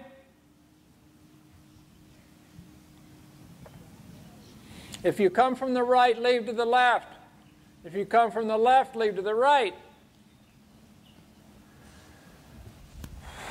You don't get ahead. Relax, relax. You're okay, you're okay. Just keep going. You can canter.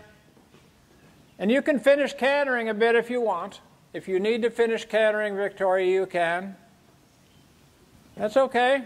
Just pop through there. Good. I need you to come over here again one more time. I'm going to explain one more thing. Whoa. If the jump is somehow awkward or they leap like that, try not to let them go left or right after the jump. The jump has to be a direct, straight thing, especially with young horses, okay? He leapt in the air, you got a little surprised, he went, phew. With me? Okay, trot left to right. Go straight for a few steps before you turn. Don't get ahead. If you get ahead of a horse, it'll hurry. It will hurry if you get ahead. You're going to turn right. We can put up the first jump after this, people. Good, very nice. You can canter if you need. Straight. That's not very straight.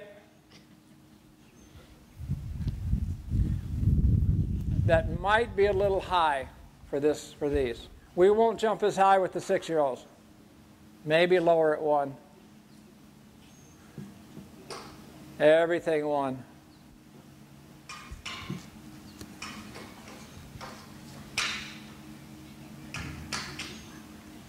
Maybe down 1 more, guys, girls. Down 1 more.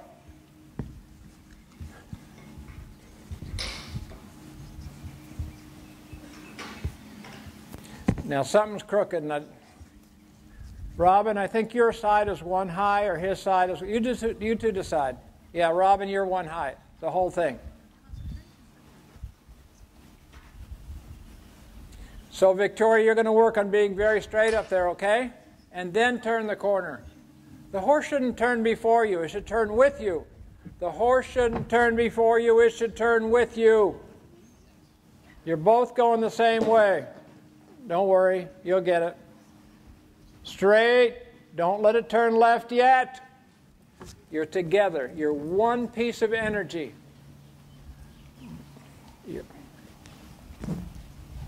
Yep. Let them come again before we put it up. Straight. Not good enough, Victoria. Don't worry. You can canter a bit if you want, if you need to get the kinks out. You know the horse. I don't. You can canter as much as you want till he levels off. You decide. You decide. Stay in the middle, please. So these horses are obviously greener than the other ones. We're going to have to do more at the lower height, is my guess. Don't go up with it yet, Robin. Let him come 1 more time. And you can just move forward after the jump as much as you want. I would prefer you move forward than pulled up, just so he relaxes and thinks it's no big deal. Come 1 more time, Sonka. Good. Very nice. Stay as straight as you can. He's a little bit shy about that for some reason.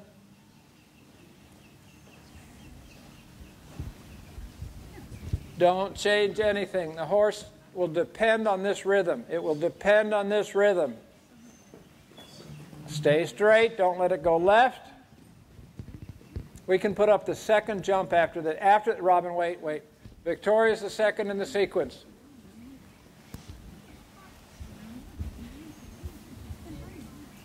Straight line, good rhythm all the time. Just keep making sense. That's okay. Don't worry. Okay, second jump. That's a little better. Good girl. Sonka, sometimes be looser with the horse. Don't always have the horse on the bit, in this vice always. You've got to relax. Just let it be. Now that's not even. That's right. You can keep moving all you want. Just wait till they're done, Tonka. Wait till they're ready. Okay.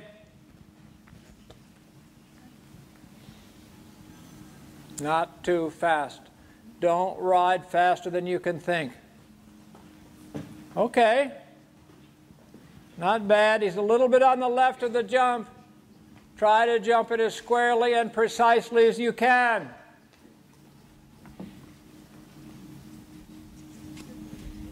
Now, the minute you walk me loose, Sanka, let go. We're going to let these guys come twice at this because they're not going up as fast as the others. They got to get a swing of it. Very nice. You're a little bit on the right, though. Let them come. One more time, Sanka. You can recover a lot more quickly after the jump, Victoria.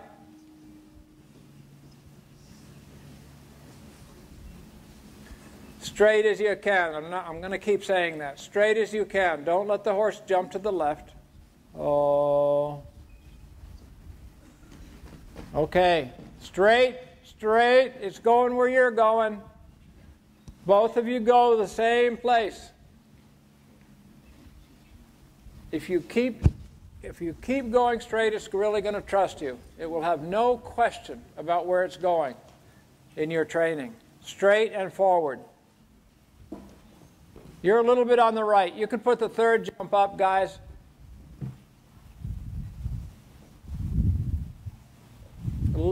Just make it one higher than the blue. Make it one higher than the blue.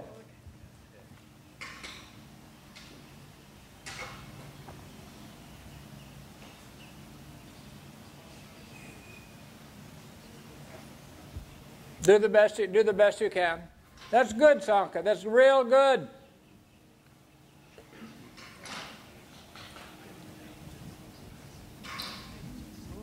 Here's something else I think about training young horses. Come up here, you two.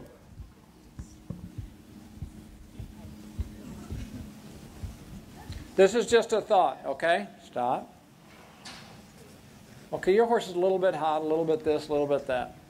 Don't, when you're riding, finish the exercise you're doing, whatever it is, and then go past him before you stop. Don't stop at him. Horses are herd bound. They're gregarious. They love to go to the in gate or to the other horse or to the stable. Go if your horse is stopping at that horse, don't let it do that. Go past it and stop somewhere else. You understand that? Yeah. Okay. Okay. Finish the work somewhere other than near the other horses. Put a period on the sentence. Do some flat work after you jump, Sanka. Don't just let the jump be the last thing you do.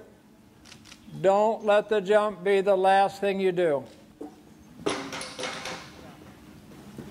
That was pretty good on your part. Work on the flat a little bit after the jump. Work on the flat a little bit after the jump. And your horse is funny, and you're going to have to be patient after the jump. So, Joe, as we go, do you mind if I get our panel involved a little bit? Do. Fantastic. We've seen quite a few different horses today, types of horses, obviously ages of horses.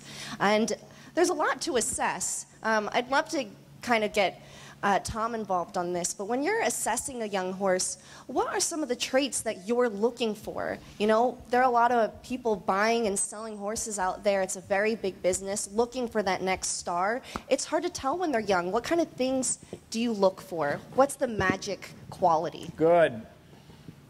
Well, if I knew the magic quality, I'd be retired. But I'd say first and foremost, people get trapped into liking a certain type and get attracted like a moth to the light, or not liking a certain type. And so, and also breeding. When I try to assess a horse, I try to avoid knowing how it's bred, so I don't come at it with any preconceived notions. But you know, at the end, they're athletes, right? And my mentor told me, you know, it's the same way as if you're playing pickup basketball in the schoolyard, like and you Very don't know nice. the kids. You look at That's them good, and you look that's at how good, they're that's built. good. And can you envision them Getting jumping better. Okay, we can put up the oxer, athletically? but lower. Good. You know, obviously scope and mind and all of that comes later, really. But I think they need to be athletic. And, you know, there's 100 rules about people who like the eye of a horse, and everyone has their own little hang-ups. But I think to really Very try to nice. objectively You're getting assess there. them Good girl. and throw as many preconceived notions out early, especially when looking at yearlings or 2-year-olds where their growth and progress. That's a whole nother skill of trying to be able to envision what that horse is going to grow up into, and that only comes by looking at hundreds and thousands of them, you know, over time. Just walk for a second. And how much, we talk about brain and thing, but how much does temperament get into the picture, and what do you look for in a temperament relax with a for a young second. horse? Intelligence, really. I think, you know, do they really quickly understand the question you're asking them? And with that, they can learn as That's they okay. go. But I think you know, I think sometimes people confuse blood with lack of intelligence, you know, and that's certainly a trap. Sometimes it's really a result of hyper-intelligence, in my opinion. When you're bringing a horse to the next level, how do you determine when a horse is both on the physical side and maybe the emotional or behavioral side ready to take that step?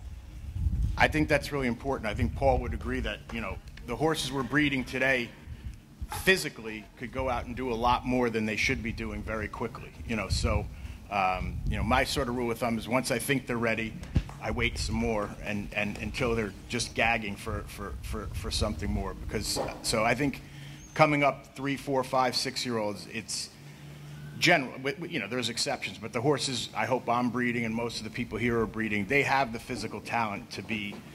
You know, a 6-year-old supposed to be jumping 1.30 m. They could all you do. be careful if after we the wanted jump, to, they okay? could all do it at 4, or a lot of them could do it at 4. But what you're going to have Be left, stricter I'm trying to after the think of jump. what he's going to be as an 8 or 9-year-old, and you just have to keep that in your mind. It's so easy to get excited, and so I think that's much more a mental question than a physical question. I'd love to get your take as well as Lisa's take on this, a bit of nature versus nurture. How much does breeding play a role in the temperament and in Just the bottom, just the physical, bottom, Robin. you know, ability of a horse versus the training? It obviously requires a very good combination of the two. Did I meet you yesterday? Yeah, I mean, certainly when you're considering certain breedings, you're trying to. Even take the back off, For me, Robin. who Take really the is back- mare-centric, Robin. try to improve on the traits that Take the of back the off, mare, Robin. you know, via the stallion. And I think it generally sets boundaries of what Is that type okay, they're going to be Victoria? and how advanced and how quickly they're going to mature. And certain breeds certainly come about their ability and Is that gonna maturity be okay? slower than others. And that, I think, goes with a lot of stallion lines.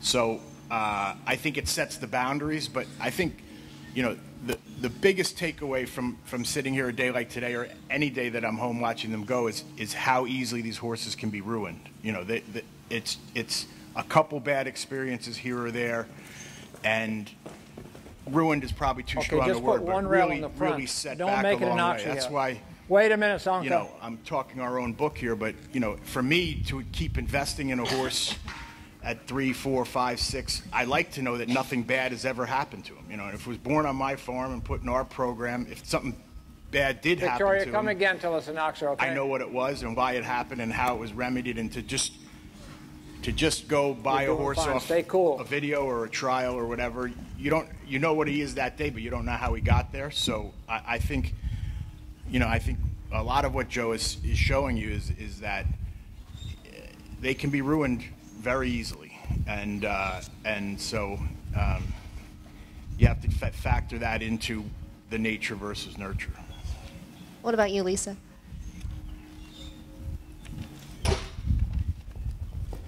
Well, Tom just gave the best plug the I can oxer? think of for buying. Oxer? Sorry. Huh? Go ahead. Oh, Tom just gave the best plug I can think of for buying American horses. He's exactly right. You know more or less what this process that the horse is going through if you go to a breeder that you know how they bring on young horses. That's not to say that Europeans don't do it well. It's just there's that additional barrier to knowing how they do it. Down one. On your side. So, come on, Victoria. and as far as nature and nurture is, it's a numbers game. I personally breed for brain first. I try and breed to amateurs because 99% of my clientele are going to be amateurs. So there is a certain amount of just business sense in doing certain things. Where it butts up to is when you rush the training in order to get the horse out there. I think that's an incorrect thing to do. What I would rather see is bring the buying public to us, so that they learn how to deal and actually learn how to enjoy the process of bringing on a 5-year-old instead of one more time, Sanka, then we'll 8-year-old. change over here. So that's from, when we're doing certain things to try and make that happen, but we need the other half of the equation to do it. And it's no one's fault. We were given off-the-track thoroughbreds for many, many decades that had already been started, and then we needed to recondition them. And we're actually relatively young at breeding warm bloods in America because we had all these thoroughbreds we could use. So I'm not saying one is better than the other. I'm just saying this is kind of a fact that unless you were starting thoroughbreds, you didn't really know how to start warm bloods. So, and there is a bit of a difference between the two.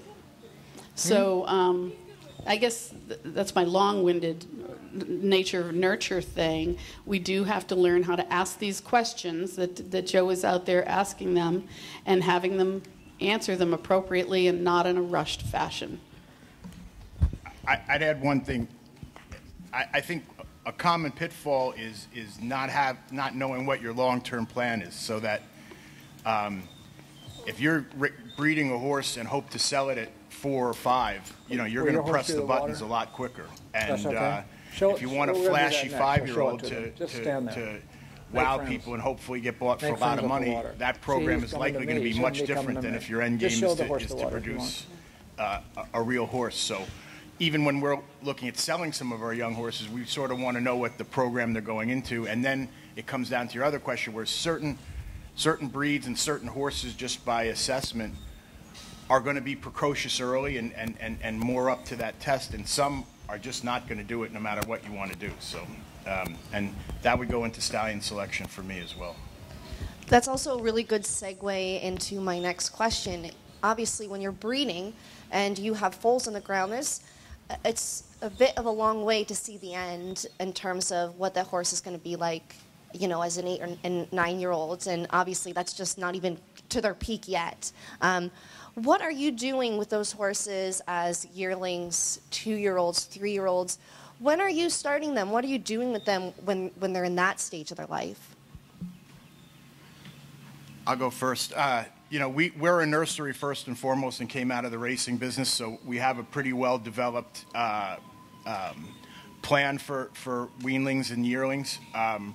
But very central to my personal beliefs is they got to grow up like horses, and they got to be in fields, and they got to run around, and they got to be in a group of 8 or 9 or 10 colts or fillies to learn how to be a horse, And one of the best breeders in Europe had a quote that he had never seen a great horse raised in a box. So that's sort of my personal belief, but I do believe in it strongly. So we get a saddle on them in the round pen, no person, for a couple weeks at the end of their 2-year-old year, and then throw them back in the field for 9 or 10 months, and then another round pen session at 3, where a rider does get on them. And then again, back in the field for 7 or 8 months, and then they really come in to the barn to start working when we get home from Florida now at the 4-year-olds. And I'm shocked when they learn something and they go in the field for 7 or 8 months, they just digest it and don't forget any of it, so that it doesn't set them back at all. Again, my personal experience. so they pick up right where they were, but they've been able to digest it in small bites, the training, and for me, I think that's worked really well. What about you, Lisa? We do a similar process. We have our foals turned out for the first year and a half to 2 years. And we handle them quite a lot, though. We bring them in every day. We pick their feet. We give them a little rest in their stall. Then we put them back out. So by the time the lads start to actually sit on them or work with them, they find them very easy, as opposed to ones that have just been turned out of field wild, no interaction. We usually bring them in at about 1.5 to 2 years old and free jump them.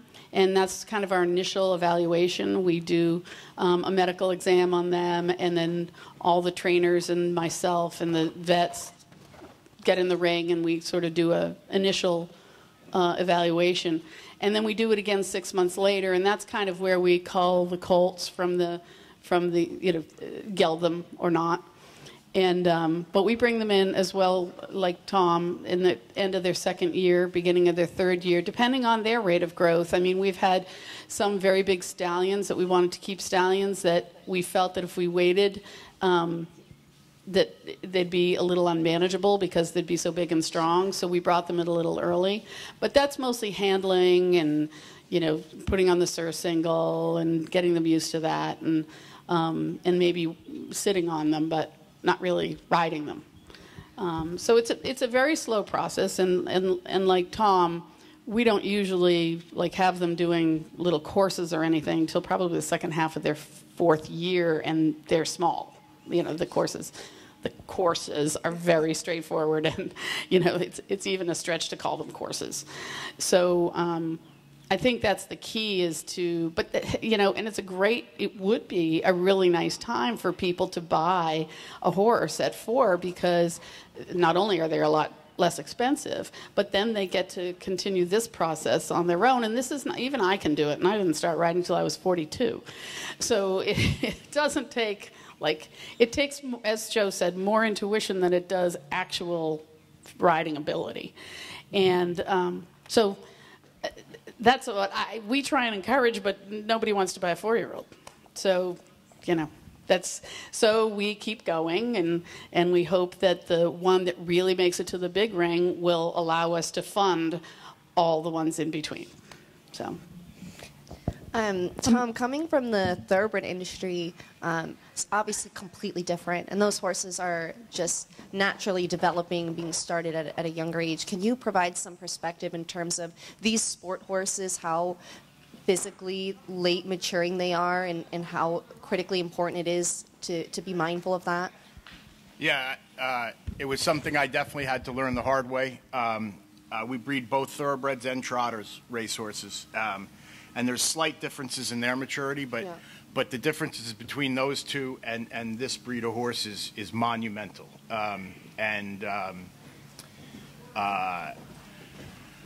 It's just the way the purse structure is set up in racing that they race so early, but it doesn't mean for sure that it's the right, it's the right plan.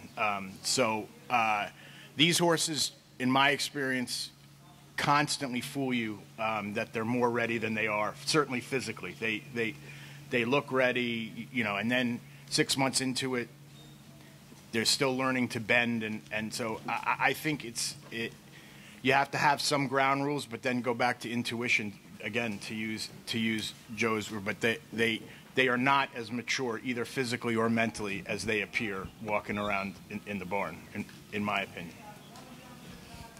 Marianne, can you talk a little bit about the behavioral side of what you see with young horses that are coming into your barn, and maybe from more of a science-y perspective, the things that you notice? Well, I've worked in all the industries, even though I came up jumping, and I can tell you a horse learns most of what it needs to learn in the wild between the ages of 0 and 2. So you miss your window if you're not interacting with them when they're 2. Worked with racehorses and Tom Ivers, and we did things like take the mares and let them break the gates with their foals, and then those foals that went to the track never had ulcers. They weren't stressed because they knew what to do. They learned. Horses learn about 80% of their behavior is learned behavior. They're another social mammal. So if they're not going to learn it from a horse, they're going to learn it from people. So when you turn them out in a field with nothing but babies, it's like having kindergarten with no teacher. You put a teacher out there, they learn what they're supposed to do. So what is curious, it's the developmental and learning in horses. What's very much curious at 2 can become fearful at 4. Mares mature faster than males usually. Males live most of their life in bachelor bands in the wild, so they're very well suited to what we do with them, which is fun, entertaining, and that's pretty much what they do in the wild. Mares, on the other hand, different life. You train mares differently. They're more sensitive. They're designed by nature to be bred, have foals, and work for the safety of the herd. And so mares will most often be much more concerned about who's coming, who's going, and they like the interaction with people that understand that. So, breaking up the gender differences in horses as well as the developmental differences, I think, is really key. And I'd be interested to hear what Paul's seen when he assesses horses, because he gets them at all different ages as well. Yeah, you've read my mind, because I would love to ask Paul, for the rider here that is scouting talent and looking for the next big thing. When you're seeing a horse at a young age, what are the traits that you're looking for? And what do you do when you're making that assessment and going, to take a look at a young horse? It's a very difficult thing to tell the talent or what they're going to be in the end. Nobody knows for sure. I know if I have a horse, or when I have horses, I try to treat them all the same. I think that's very important. So because the one you think has the least talent could have the most. Most of the stories you hear about real superstar horses, the people would say when they were 4 and 5 that no one thought that they would be like that. You hear that all the time about Balubay, Sapphire, all these really Shutterfly. So I think you have to treat them all like equal, and give them the same amount of work, the same amount of belief, and really believe in them, that they're going to be something, when you get up in them, really believe like that they could be something, and just be patient with them. And also another thing that I find interesting is that it's very important that they have a good mentality in the ring, but a lot of horses might not have a good mentality at home. Sometimes when you're trying to teach them things, they don't pick it up that well at home, but in the ring they do, and that's the most important thing. Then you have other horses who learn things very quickly at home, but they can't carry it into the ring. And only time will tell you if that's the case. When you try a horse, you don't know that, of course. But so it's easy to be... it doesn't always mean if they pick things up at home really well that they will do it in the ring, or vice versa. So it's just to be patient and treat them all the same, and make it that they have good experiences all the time. Like Joe there, when the horse ran out once, he just made it so simple that nothing else could go wrong, and now the horse looks happy there and is going again. I think that was a very good experience for the horse. I think my favorite story out there right now is the Pascals with Babel, the horse that they bred. He says that he tried to give the horse away when he was 3. He just didn't want it, and it's been the best horse he's ever had. So a very true statement. Yeah. We use something else that's helpful is knowing that how horses learn. They learn in 15-minute increments. Anything past that, you lose them. So if you can think in blocks like you would a child, and they've done studies to show that how horses learn and how their memories, and a couple of other people pointed out, when they learn things, they come back, they remember it. They're associative learners. If they learn something positive in a short block, you give them a 3-second timeout, they remember it. If you don't reward and tell them they did it well, or give them that timeout, they don't know what they did, whether it was good or bad or indifferent. The other thing that we use is an evaluation called the psych evaluation, which looks at sensitivity, intelligence, awareness, confidence, and cooperation. And oddly enough, that same evaluation has been used for humans. And what we find is that horses that are highly sensitive and not very confident have a hard time fitting in and learning, and so do humans. And so if you can get that horse to not be as sensitive and worried and be more confident early on in the early years, its learning capabilities go up. Paul, you mentioned something in terms of translating from at home and to the show ring. And obviously, when you have a young horse, it has to go to the show for the first time. And in our sport now, it seems like you have to take a horse to a different venue every other week. Here in Wellington, the winter, we're lucky. You get to kind of get a horse used to one place for a while, but how do you make that transition when you have to constantly get a young horse used to someplace new almost every week? How do you kind of make those introductions? Well, some horses just find it easy. For sure. And some don't. I mean, it's important to get into the ring early, I think, on a young horse, to get into the ring and let them look around. Like an extra 30 seconds could actually make a big difference. Sure. Just that they get in there and relax and have a look around. And the same when you're finished, not to be in a hurry to leave the ring until you feel they've relaxed a little bit.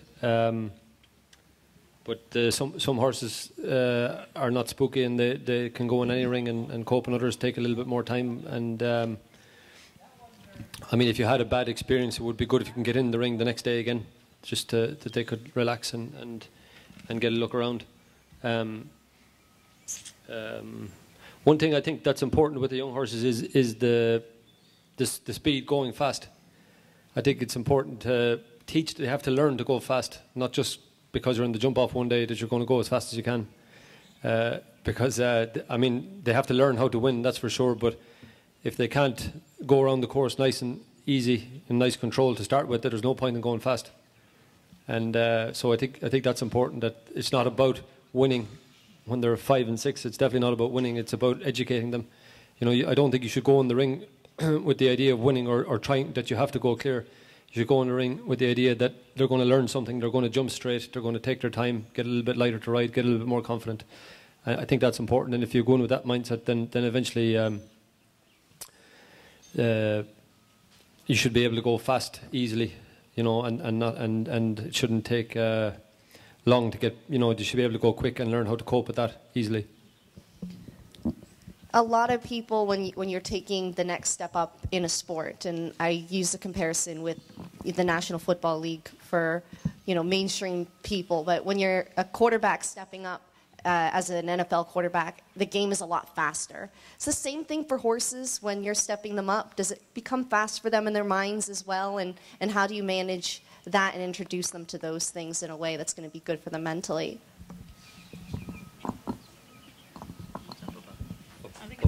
Still on. Can you explain that again, Katie? Sorry, what? So mentally, just when you're taking the next step up, things become faster in your brain. Yes. It's the same thing with the horses? Yeah, I guess so, yeah. Some of them cope with it well. One thing I think is I don't think the time allowed should be too tight for the young horses. Yeah. Because you need time, you know, you need to be able to land. If you jump number 1 and the horse is running away, you need time to organise him and settle him down and you know. And also, if you have one that's a little nervous, you don't want to have to land and just spin them back to the next fence. So I think if the time allows are a little more lenient in young horse classes, I think that's only good.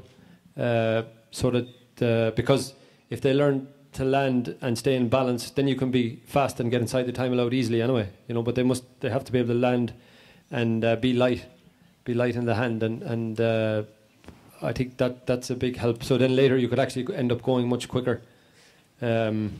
And get inside a tight time allowed, which today, of course, it's very, it's a big thing. The times have gotten so tight. Yeah, absolutely, it's a big factor. Great insight. How are we doing out here, Joe? How did we finish up? What are some of the things that you noticed from beginning to end with these horses? Victoria's horse, she's not strict enough about it being straight. It was all over the place, and I told her that, and they're both really nice horses, really nice, and I'd like you to really obsess with being straight, okay?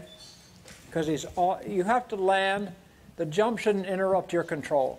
It shouldn't be this free expression and then you're gone, okay? And I think your horses need to have some freer moments. They can't stay collected forever. Like Marianne said, 15-minute spurts, okay? Just stay in that frame, then let go. Stay in that frame and then let go. And he has a little bit of a left drift, okay? That's what I think. But they're both nice. Nice, nice, nice. The breeders, I have a question for you. There's one problem I don't think it can be solved. I'd say that 75% of good horses end up in the wrong hands. And they're lost. How do you can't solve it. Well, one thing that I know Tom and I both do is we end up holding our horses longer. And people used to ask me, why don't you sell your young horses? especially like my 1 and my 2-year-olds, because other breeders will try and get the bloodlines by buying 1 and 2-year-olds. Well, first of all, I needed to prove my program, that my program actually worked, that not only could I breed them, but I could develop them and turn out a good product. So, and when I put my business hat on, that's important, but also it's important that for my marketing that I can produce a proper horse. But then now that I've sort of accomplished that for the most part, and you can always do more, right? You still want to protect some of these horses until you're confident that they will be the kind of horse who can go on with a person at a younger age. We all know we can't afford to produce every horse until it's 7 and 8 years old. We just simply can't do it. So what you do try and do is get it to the right individual. And we all know that some horses go better for some people than they do for others. So actually, I recently was riding a beautiful hunter. He was gorgeous. He was about 6 years old, I think. But he was really spooky. And I worked with him on that because we take ours out and about. We'll go to Masterson Station and all over the place to get them used to different venues. But he had a spook, definite spook. Put a 9-year-old on him, no spook, none. And the 9-year-old was a very good rider, and we said, well, he's got a little spook on him. The horse is taking care of her, and she's taking care of the horse. So sometimes when somebody comes to try a horse, you just see the magic happen. You just say, oh, you know what? This is going to work out. And you don't have to worry as much. So I guess that's how I answer the question. I don't know if I've really... if I knew the answer to that question, like you said, I'd be retired by now. But that's what I would say. And the one other thing what I would say is to reiterate what Paul said. Intuitively, I knew this. Shane was showing a horse of mine years and years ago, and he came in, I don't know, 2nd or 3rd in the 5-year-olds at the Hamptons. And at least I knew enough to say, Shane, I don't care about winning the 5-year-olds. I will care what happens to this horse when he's 9 years old. So I think you kind of have to go from that attitude that winning is not everything. You're not going to finance the rest of your young horses off of one 5-year-old that can go fast because it's matured enough at that particular age. At least my belief is that you really shouldn't do that. And because then you may have ruined the horse for its later life. Any more questions from the audience? We do have our 5-year-olds getting ready here. Going to be the last of the day. Come on up to the mic. I'm not a jumper, but I watch them. And you see ones that are so nicely trained, very rideable between their fences in their warm-up. Then you see the crazy ones that only the superstars can ride. Are they always that way, or is that just because they haven't been started, like you say, where everything's simple and straight?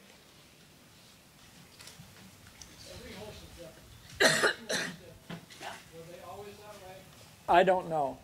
But when you say the superstars riding, you see those people going around. I think they're going around very gently and very directly, not really crazy. There's the occasional crazy, for sure. But most of the horses at the highest levels now are well trained, peaceful, calm, balanced, the whole thing. There's always the exception, though. Always, always, always. They're always fighting. They're always inverted between their fences. Yet they... I think they're the exception nowadays. The jumps are so big. They have to be pretty constant and consistent with their form and their rideability. But there's the exception.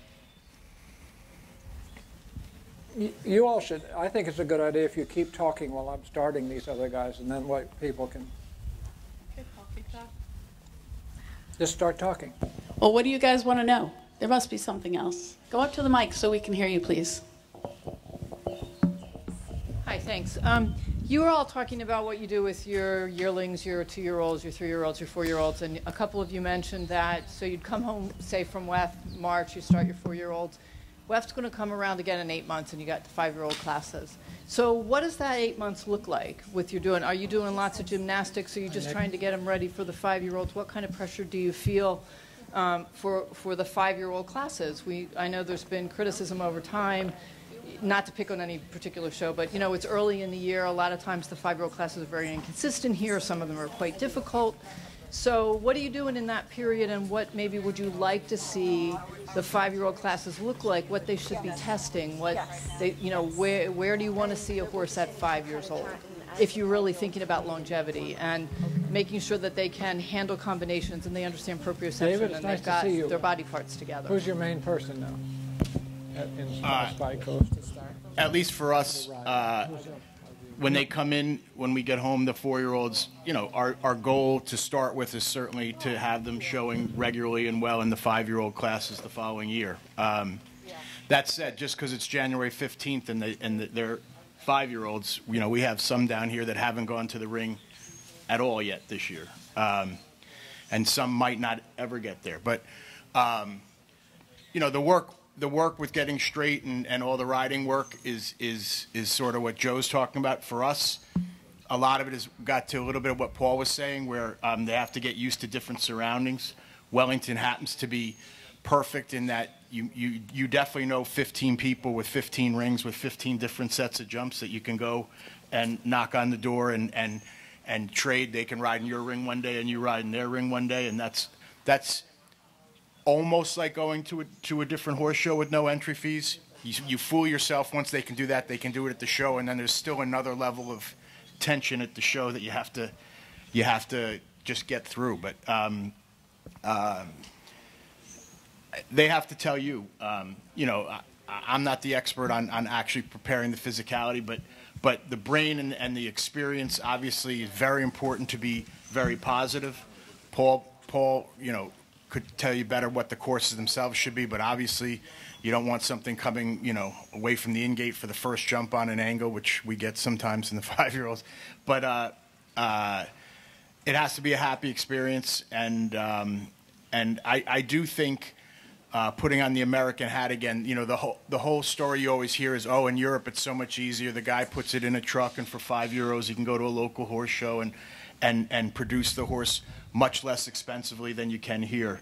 I mean, to some extent it's true, and certainly that young guy wants to do it there, which is half the problem. But borrowing rings around Wellington, there are, you know, we're up in New York in the winter. There are local shows there, and half of them have good enough footing that it's worth going to. So, what I do tell people is, it's very hard to do both, to be campaigning FEI horses and producing young horses. Now that's complicated, because that gets obviously very expensive to have them together. So you either have two teams in different areas. You know, we've chosen really to just focus on the young horses, but I think that's where we lose some of our people, is that the people with the talent or the passion to do it are doing something else, which is almost an entirely different business and sport, really. So that's where the rub is. But I do take exception and push back on the fact that it can't be done fairly economically. I mean, economically in a Wellington context, I guess. But even not, you know, up in New York, that it exists. It's just not easy to do when you want to be with your big Grand Prix horses. I'll answer that as well, if you don't mind. Strange as it might seem, I bring very few, if any, young horses down here to show at Wellington. It's an economic decision on my part, and also because I have other options up in Kentucky area and Tryon area and Ocala as well. There are more economical ways of doing this for me, and it's only if I have a particularly special horse or something that really suits somebody who typically Shane or David would know about that I bring them down here to show, to move on. And also because this particular clientele isn't necessarily the clientele that's interested in a 5-year-old or a 6-year-old horse. The audience is a little more generous for that in other venues. So, and I rely on David and the rest of my training staff to sort of help me source out where those venues are. And again, yep, we take horses around to other people's places. They bring them over to ours. That's very you know, that's kind of the way it goes so that you can afford to do this. But you have to really look long and hard at the economics of bringing them anywhere. So, you know, because all that comes right off the top. But that said, Tom's right. I really am a firm believer that we can, and obviously I am, we can breed these horses and bring them on here for the same amount of money that you could go over there, spend, you know, fly over, afford the hotels, go around, it all costs money, and then ship them back, maybe go through quarantine, all that kind of stuff. I promise you, it's going to be a wash. And especially because there are enough of us breeders out there now that if you look, you can find them. It's difficult, and different organizations have talked about how to put together a breeder's list and things like that so you know where to look. But you can definitely find them. What would their 5-year-old year look like if you weren't saying, I got to get them and then bring it back? I'll let the man who makes these decisions answer. For me. Sorry, it depends on the 5-year-old. So, like, I had one 5-year-old last year. We were doing embryos during the winter. And I started showing her, I did her first show in May. But because we were doing embryos, I didn't really want to do that much with her. And literally I did 5 shows with her last year. But like, when they're that good, they don't need that much. Like, I could take her out today and I probably can go around 1.30 meters. It's like, if the brain is on it, you're fine. You know, with those kind of ones, nearly taking your time and letting them just learn about the strides and the canter and come to the jump with that ease that you're not having to put pressure on.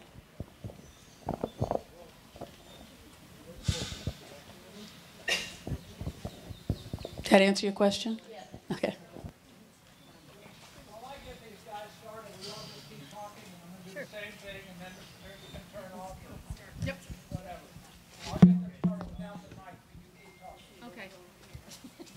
James, you had a question. Do you have a question, Ann? Go ahead.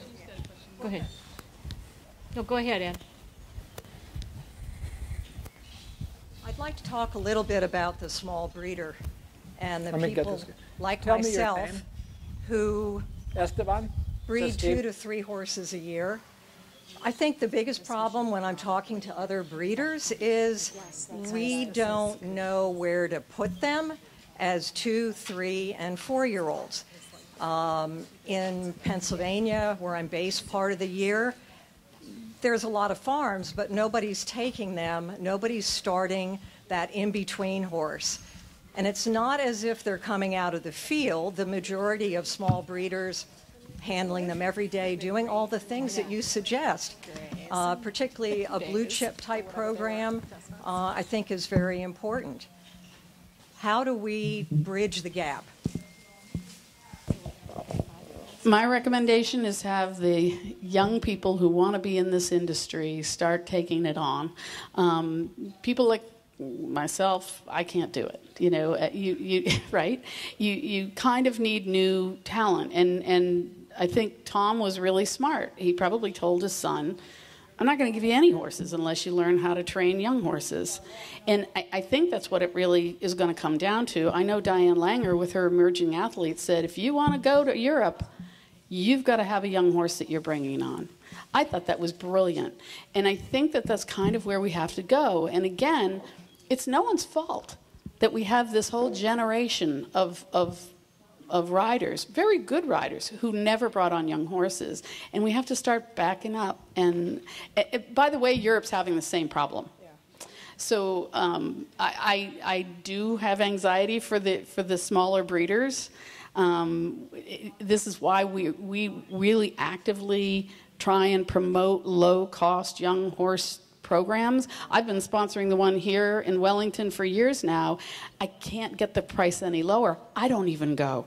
You know, it's only if you have, because the people who are in that ring are either people who have their whole bunch down here, like Tom might, or who are buying them over in Europe and bringing them over as 5-year-olds, and a lot of them are professionals who want to flip them. So you have to be very intentional about where you do these things, but more than that, we need the riders who can do it on the cheap, because we have to do it on the cheap.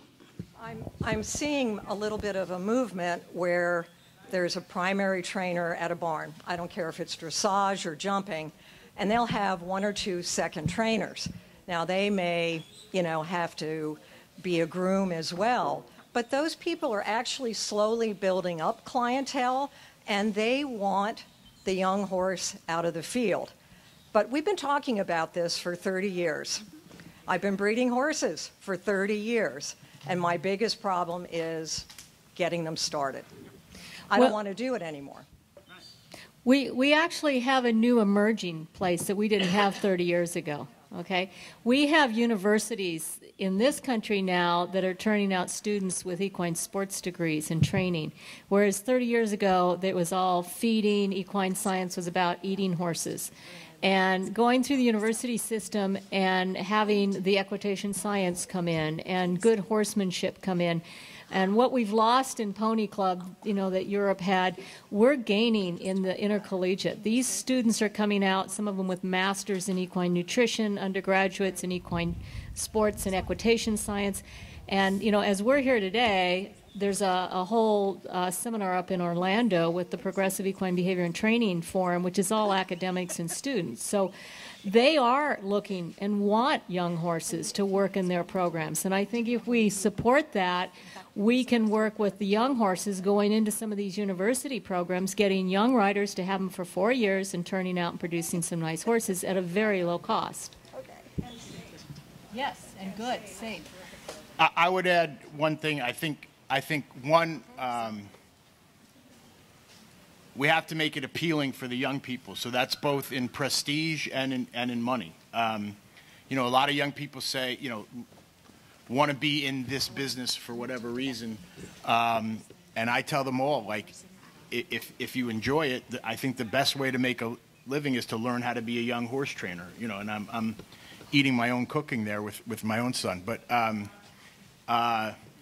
And secondly, the people who develop horses need to get notoriety.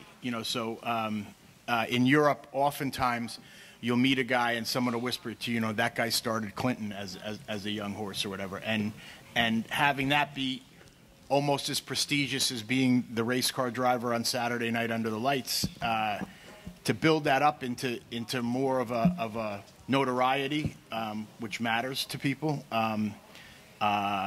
I think would go a great length to do that. Any other questions? Come on up.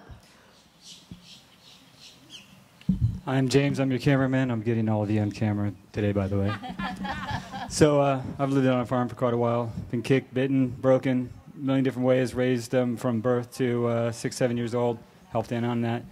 So I want to know why the martingale, especially after I hear him talking about, you want him to be loose and free and blah, blah, blah. But when the neck can yank up, the damage to the spine, why do they have martingales on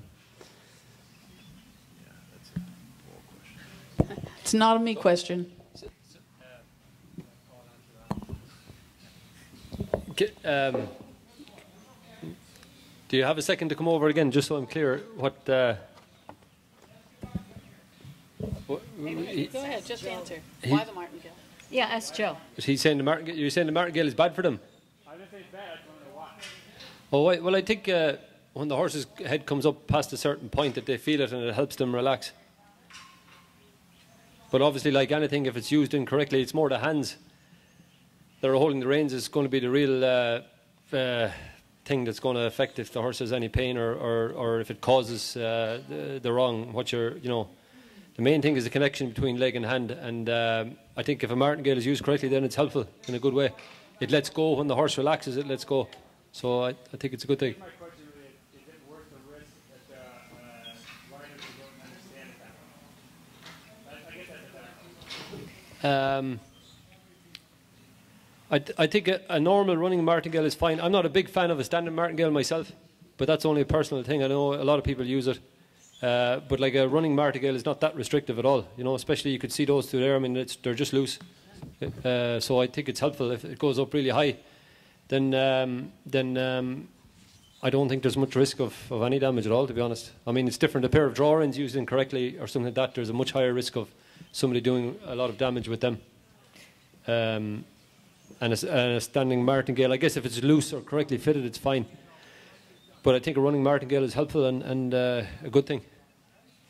Yep. I'll give a comment from just, again, the horse's perspective. A lot of the tack that's been developed has become kind of boutique tack. We see everybody using it, so then everybody puts it on, but it's not always adjusted correctly for the horse. There's actually very few people that will measure a horse's palate, look at how thick their tongue is or their lips or where their nasal plate is relative to the noseband. So putting tack on a horse without knowing exactly why you need it or use it, and the philosophy I work with the trainers is less is better. Start out, particularly with mares, don't even put a noseband on. If they don't like the noseband, use just the bit. If they don't like the bit, try just a noseband with no bit. They're so sensitive there because this is where the horse's entire emotional center is in the nose. It's just like an elephant trunk. So when that gets interrupted, you have the risk of interrupting its thinking and learning ability. Now, if you have a male horse who's flirting around and trying to be silly and you can't get their attention, then that's the point you start putting more tack on to get the horse to pay attention to what you're asking. But you never know, and my working with people has always been start less and add only what is needed to get the desired result. And there's no quick fixes. So your question's good because you see a lot of horses trotting around inverted because of the misuse of tack and trying to quick fix it. But there a lot of the tack that has been developed, it has a place. It's just like round pens were developed to chase stallions around to get testosterone out of them. It wasn't necessarily good for a horse to run in circles. So you don't want to throw everything out, but you do want to know exactly why you're starting them that way and using it. When you start horses with things on the ground and you have more things on their face, they're less likely to stretch their back and look down because of that restriction. So it's more difficult for a horse to do this exercise than if they, say, just had a loose rein and a snaffle with no noseband. They're going to put their head down, stretch their back, and look down. When they're in this type of tack, they're less likely to put their heads down and stretch because they've been trained to come up. So, again, you have to design the tack, the exercises for what you're trying to accomplish. With a 5-year-old, if they're going to have to learn to listen, then might have to try different ways to get them to listen. But so I think a lot of what's out there is habit as opposed to does the horse really need this? So we do have our 5-year-olds in the ring now that Joe's working with. I do want to introduce them. We have Patient Money. This is a gelding by Canturo, ridden today by Taylor Flory. And then we also have Pumano ABF. This is a Belgian warm blood stallion, also by Kumano BD. And this is actually one that was bred by Taylor Flory, who's riding the other horse here, ridden this one, Esteban Mendoza. And I would love to get some perspective from the panel, Tom and Paul and Lisa, if she's still around. But we're looking at the 5-year-olds now, and we've seen the kind of progression here, starting with our 7-year-olds. There's a big difference at this age. I'd love to know what you guys do with your 7-year-olds versus your 5-year-olds, how that kind of progression comes along in your programs.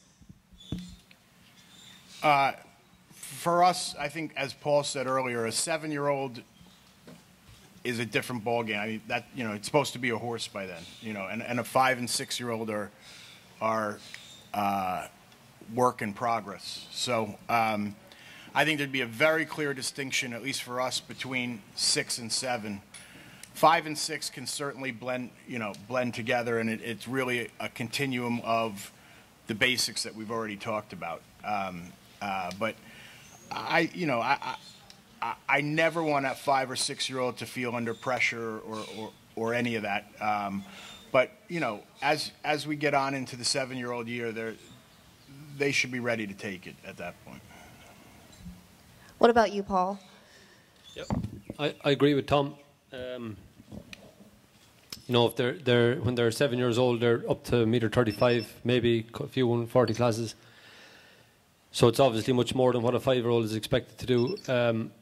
But the big thing with a 4 or 5-year-old or 6-year-old is that they're not physically able to cope with a lot. And that has to be, you know, sometimes if you're on them and they're not, the lesson isn't going like you'd want to, maybe they're just not physically able to do it yet. So you have to be careful with that you don't ask them to do more than they're actually able. They might be fresh in their mind, they might be fresh when you're on them, but they might not be, what's that? They might not be physically strong enough to do what you're asking them to do. So you have to be very careful with that you don't go too far. There's a fine line between strengthening and straining, and you just have to be careful with that end of it too, I think. And also it's very important that they go on different surfaces. They go out in fields, they're ridden out in fields, they're ridden a little bit of road work. They're not stuck in the same arena every single day. And I think that's very important, you know, that they get used to they go on different surfaces, even if they're not perfect. You know, I think that's no harm. It doesn't matter if the surface isn't perfect. I wouldn't recommend jumping on the surface if it's not really good, but I think for a little flat work on that, it's no harm. So we're going to see the major and the obvious differences between these age groups today. But in terms of a little bit more of the subtle details, what are you looking to see from these 5-year-olds specifically? When you're watching them, what kind of things do you want to see from them? And, you know, what are some of the things that a 5-year-old you might focus on with versus, you know, your older horses and your 6- and 7-year-olds? It really depends on the horse. I mean, you see Taylor's horse there is doing everything as good as the 7-year-olds, you know. So they're all different.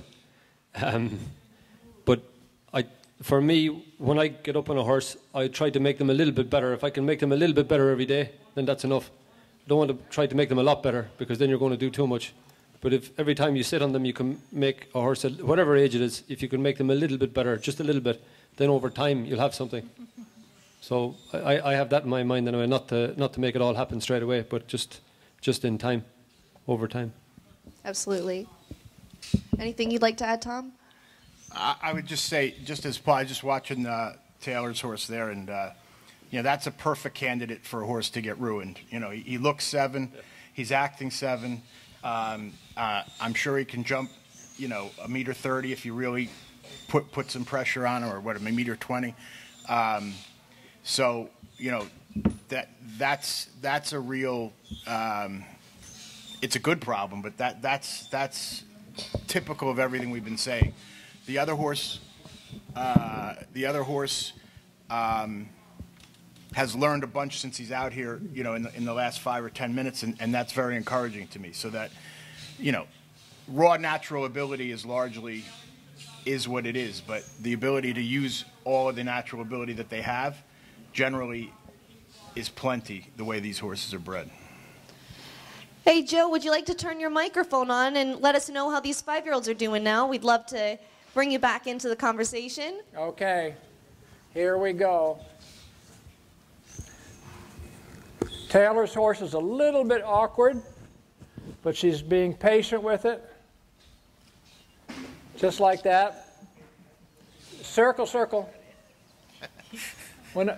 If you have a good rhythm and a straight horse, it should figure it out. I wouldn't worry about that for a second. Not for a second. Just keep posting. Just keep showing the horse the problem in a very, very direct way. That was good. Good girl. Come on, Esteban. Come on. Just walk, then you're going to come back. And we'll go up one after he goes. Esteban's horse is a little bit hot, and he got ahead a little bit there. Try not to get ahead. Nice, gentle circle. It's a very alert, hot horse, and he has to be very, very calm. Very, very calm.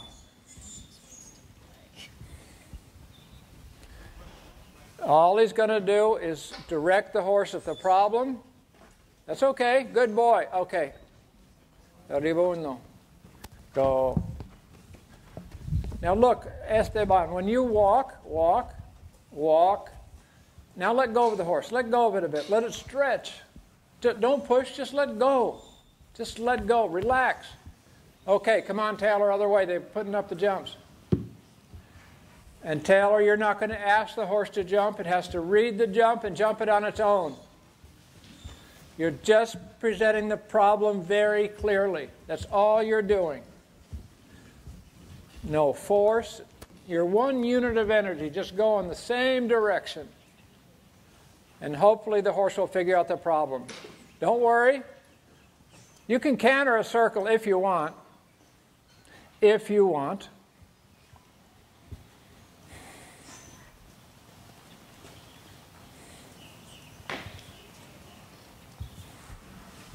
Okay, Esteban, you can get going. Get going. Get going. Hopefully this horse will become stronger. It's hard for a horse to trot a jump. They have to be quite strong, quite square, quite balanced. It's hard for the rider, too. That was a good jump. Let's see how peaceful he can be. Good. We're going to go up one again, Robin. You can do it now.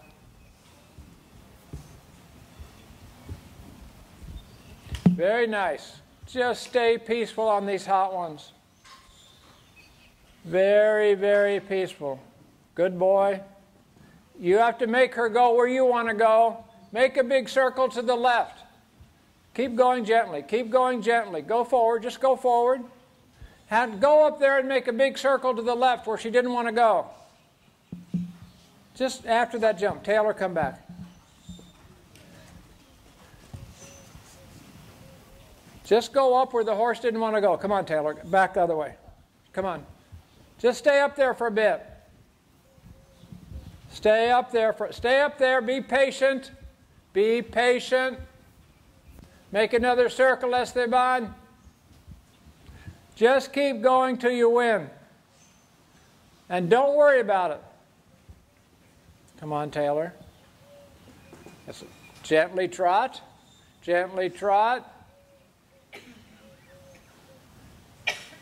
Gently, gently trot. One more circle, Esteban, then you're coming back.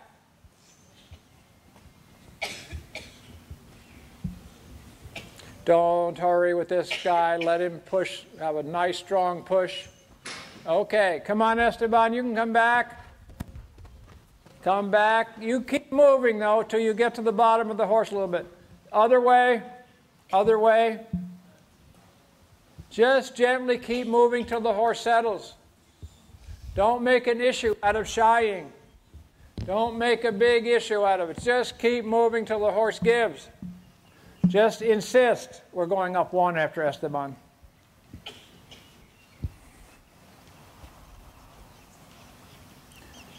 Oh, nice circle. And the minute you jump that jump, get up there and trot for a while, okay? You just work through it. Work through the problem patiently. And we'll go up one after this, Robin and friend. Oh. Okay, now get up to that corner a minute, maybe go through it, then you're going to come back. Up one. Come on, Taylor. Just get up there real quick. Just canter by it. Then come back this way.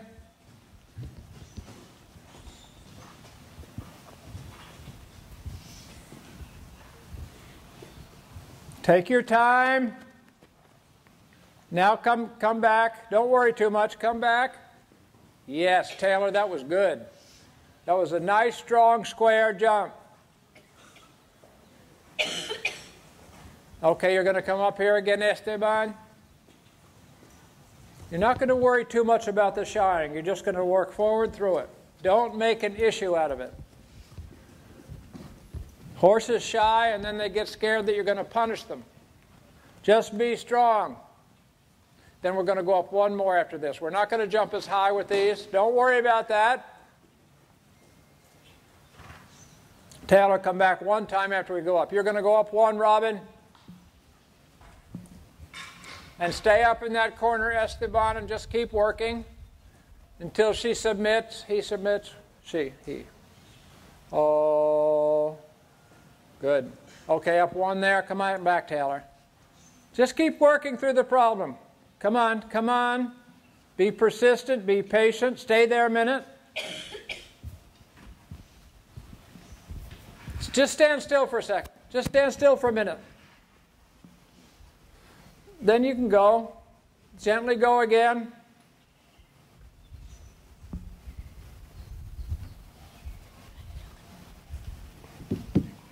If a horse wheels, you have to make it go back to where it didn't want to go. You can't let it go the direction it wants to go. Don't worry, Taylor. There you go, Esteban. Good. Taylor's horse, to me, is a little bit weak off the ground, and trotting jumps would be a good thing for it. Come on back, Esteban. Good work.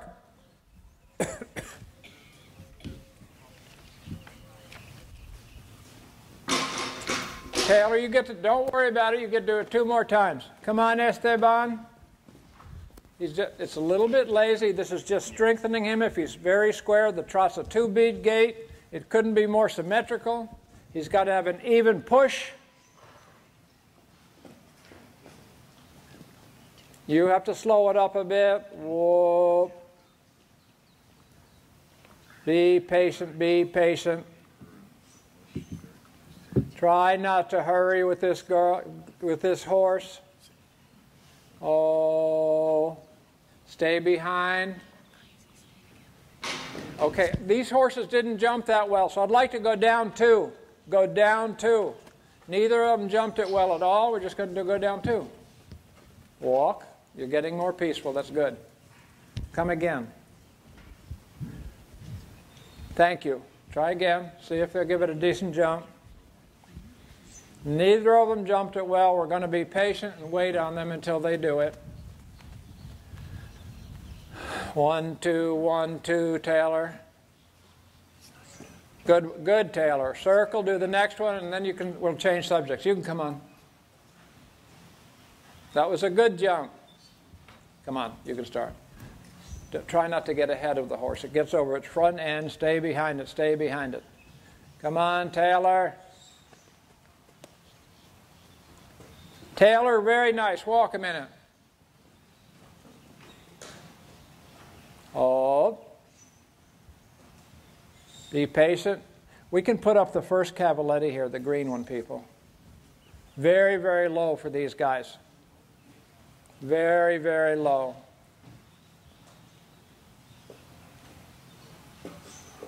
Just stay there a minute. Stand there a minute. Why don't you walk to the right and walk around it to the right? Just walk around the jump to the right. Now you got to go.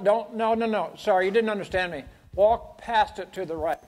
Don't let her turn the way she wants to go. Be on the right side of the jump. Be on the right side of the jump. That's the left side. There you go. Now maybe make a sitting trot, nice circle there. Go past the jump on the right next time, okay? You're going to be patient. Don't jump. Go past it on the right where she doesn't want to go. There you go. Now maybe jump it next time. When a horse spins, don't let it go where it wants to go. Get it back to where you want to be. Now see, you want to go past it one more time or jump it? Your choice. Okay, good. Pet her. Taylor, let's go through here trotting. Here we go. Left to right, right to left. And you're just going to have to be patient with this guy till he gets stronger. Just be patient. Keep the trot rhythmical. Keep it nice. Stay in a nice rhythm.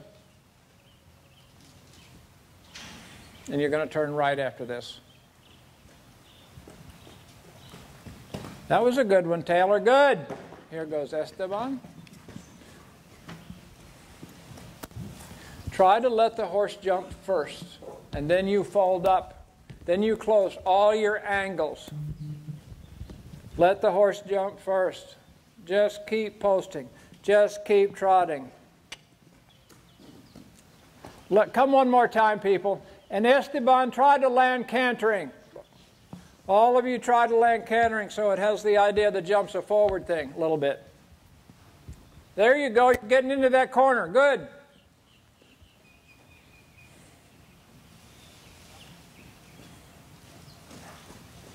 Good.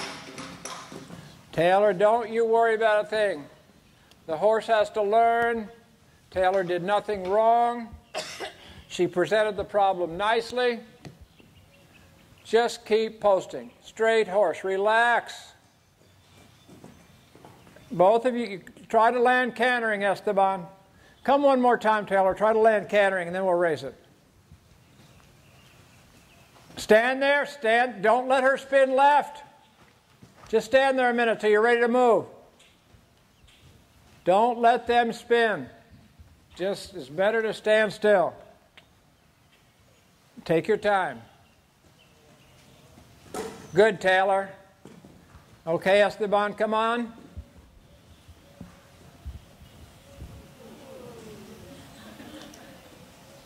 Next time after Esteban, put up the blue.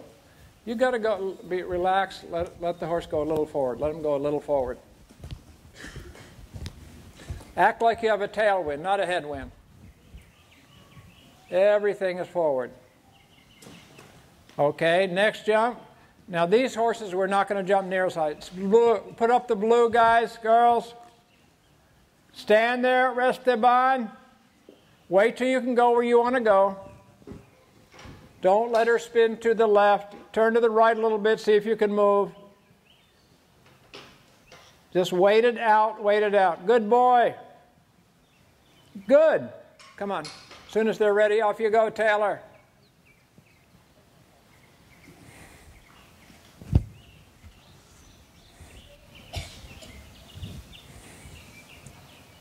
Yep. Good, Taylor. Real good. You keep going forward, Esteban, but not fast. It's always in a rhythm. Not fast, not fast. Relax. Okay, tell me, is this her nature? Tell us about her. Is she like this? Not like this?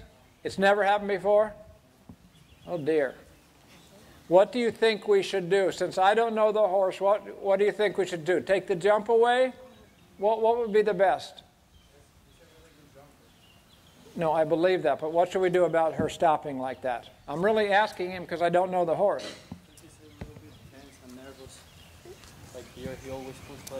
Yes. Should we keep on with this exercise or make it simpler? Try it again? Okay. I'm trusting his judgment. I don't know the horse. I couldn't begin to tell. I couldn't begin to diagnose it. But it's acting pretty darn obstinate today. And we have to see what it's like.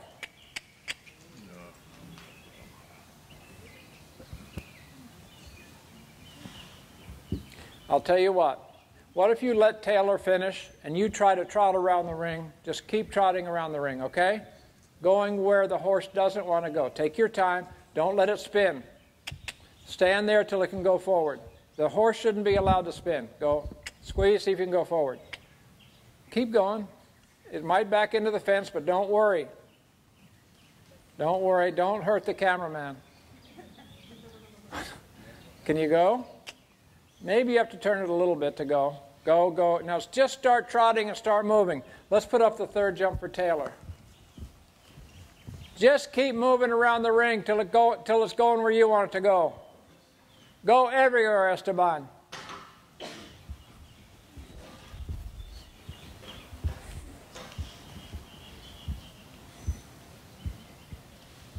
Stay there. Just stand there. This is a hard one. This is a hard fix.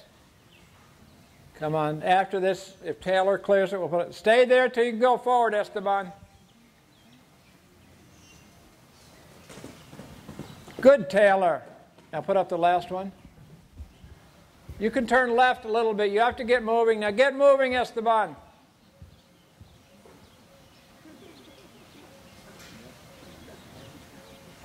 Come again, Taylor.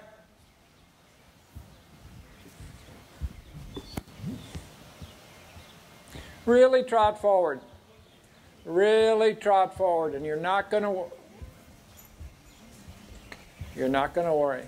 Keep going, keep going. Maybe make some serpentines, Esteban, through the gymnastic.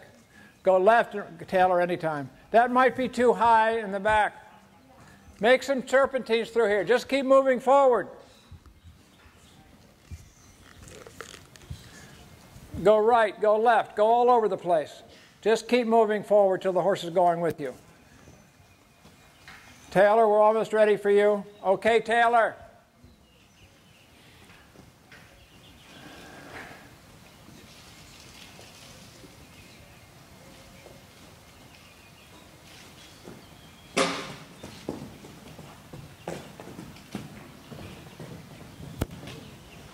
Taylor, you wanted to go right, didn't you? Okay, I couldn't tell where you wanted to go. Keep coming through here till the horse pays attention after the oxer. I don't care. You just tell me when you think you have his attention after the oxer. I can't. I didn't know where you were going. He didn't know where you're going. You didn't know where you're going. Okay, you're going left to right now. Oh, yes, left to right. Okay. Good. No, don't anticipate. I got ahead of the horse. I got ahead of the horse. I thought it was going to be just right. You never know. Taylor, okay, I don't know this horse. What should we do? Okay. Keep going till you have some submission.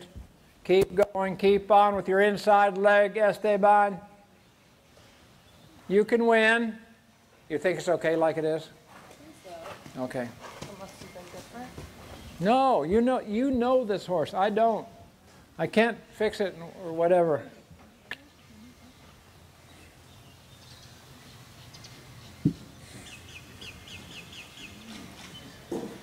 Good. Again, Taylor. Esteban, why don't you make some circles up there now? Sort of stay where the horse doesn't want to go. But just keep forcing it forward. It can be a small circle in the beginning and then a bigger circle. Stay there, stand there, stand there. Come on, Taylor. Just work around him.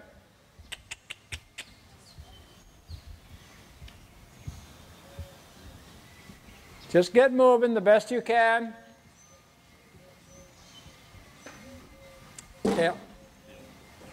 Taylor, can we go up? Let's go up. 1, 2, and 3. Right here, 1. Right here, 2. Actually, just 2 with the oxer. 2 with the oxer.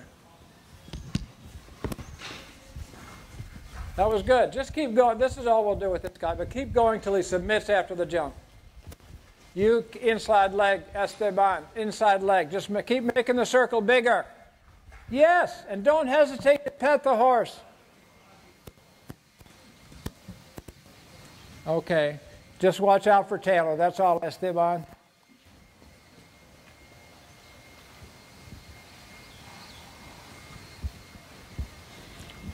Okay, you're safe to make a circle, Esteban. You're safe. Inside leg, just keep making the horse go forward. Here comes Taylor.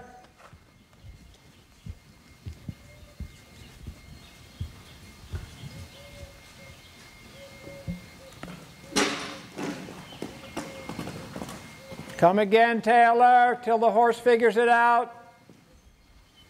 You keep using the inside leg, Esteban, till the horse is swinging forward. Till it's swinging. Good boy. Get closer and closer to that side. Just inch over. Just inch over to it. Just keep sending the horse forward. Stay there.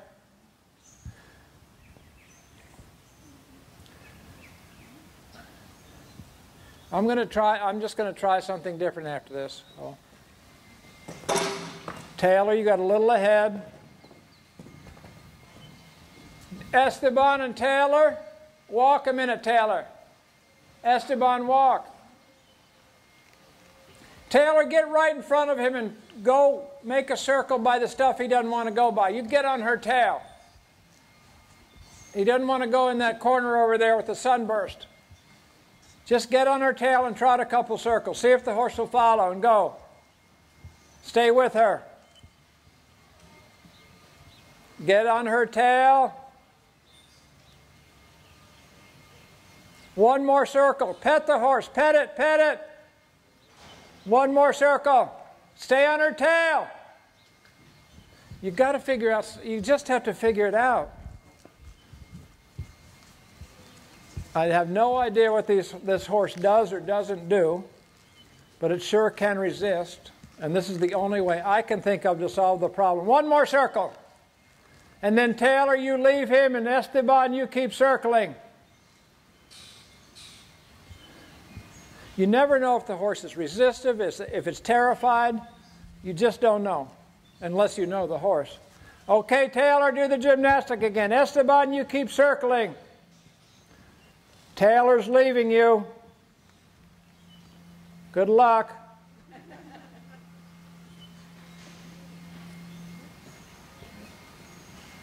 Good boy. Pet her. Pet him. Wonderful. Keep going. Okay, Taylor, don't get ahead at the first jump. Don't get ahead at the first jump.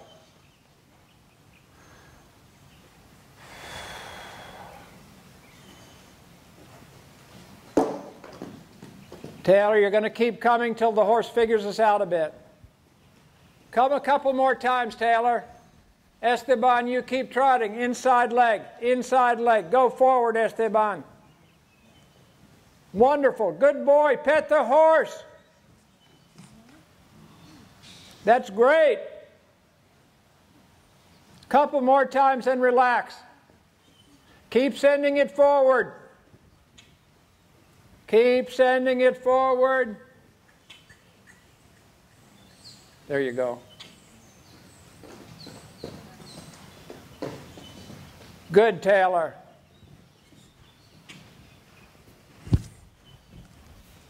One more circle, Esteban, then come here. Come here, Taylor. Should we go up for you? Well, what do you think? You know the horse. Okay, we'll go up one. Okay. Esteban, don't give up yet. One more circle.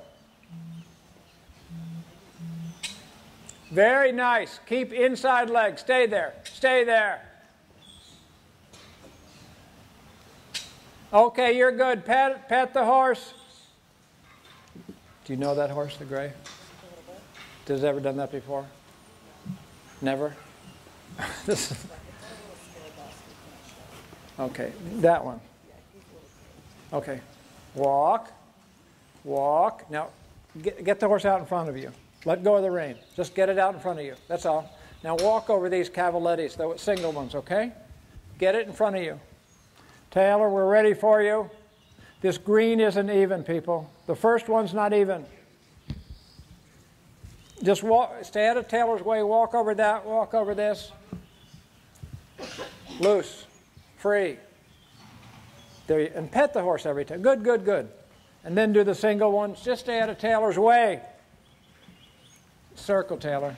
They're not ready for you. They're ready for you.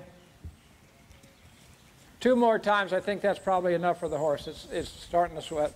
Walk over that.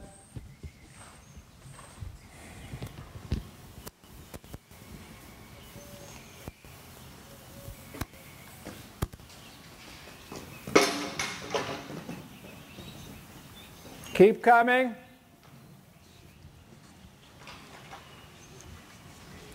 With Esteban's horse, every horse I think has a boiling point, or a point it just blanks out, and you have to realize when that happens, and you have to back off. You have to back off. It just becomes blind a little bit, and you have to stop and make sense to the horse. Try not to go to the left. Straight, straight, straight, straight. Taylor. Okay, Taylor, you're good. Esteban, now try to trot over this and trot over. Will you put that down? Oh, put everything on the ground, please. Now you're going to turn left, and you're going to trot over the single, and then you're going to trot over this. Trot that one. Trot, trot, trot. I'll talk to you. Don't worry. Make it go over there. Trot that little rail, then turn right. Taylor, I think that's enough for him. Now trot over the 2.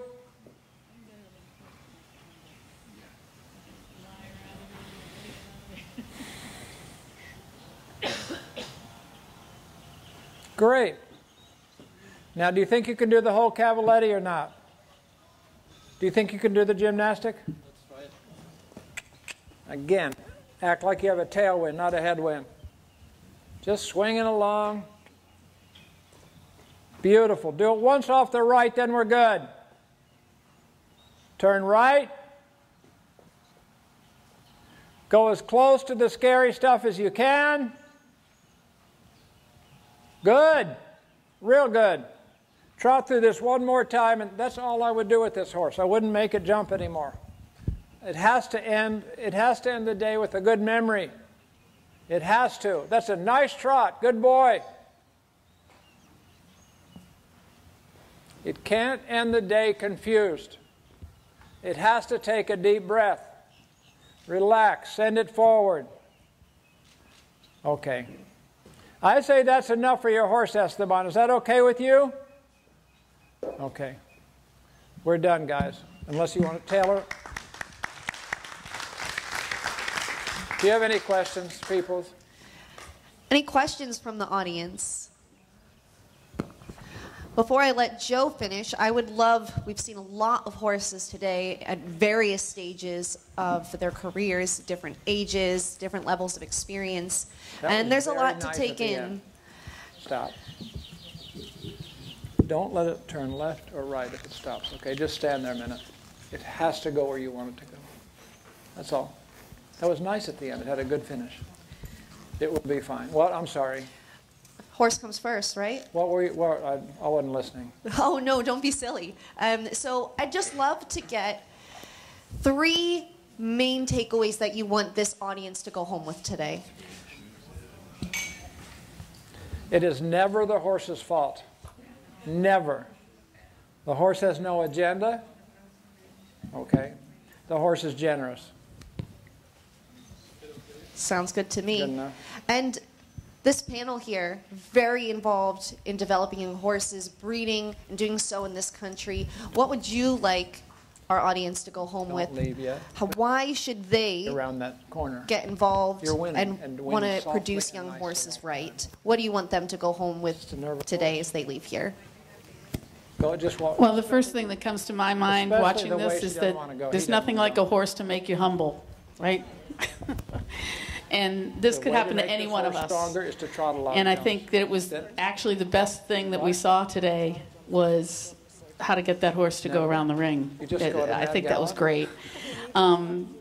That being said, I think that's obviously a really good example of how Slowly and squarely. it's not that difficult to It'll make do. him stronger. It looks promise. really hard when that horse is stopping and whirling, but then, if you just bring it back to real basics like walking around the ring, we can all do that. I hope that. So Lori said the horse I has guess never that's done my that, but it looks like it has done takeaway is that I would encourage people to get into young horse training, It's just a great- not get discouraged when it doesn't go your way every day because Goodbye. it won't. Goodbye. I'll see you at the show.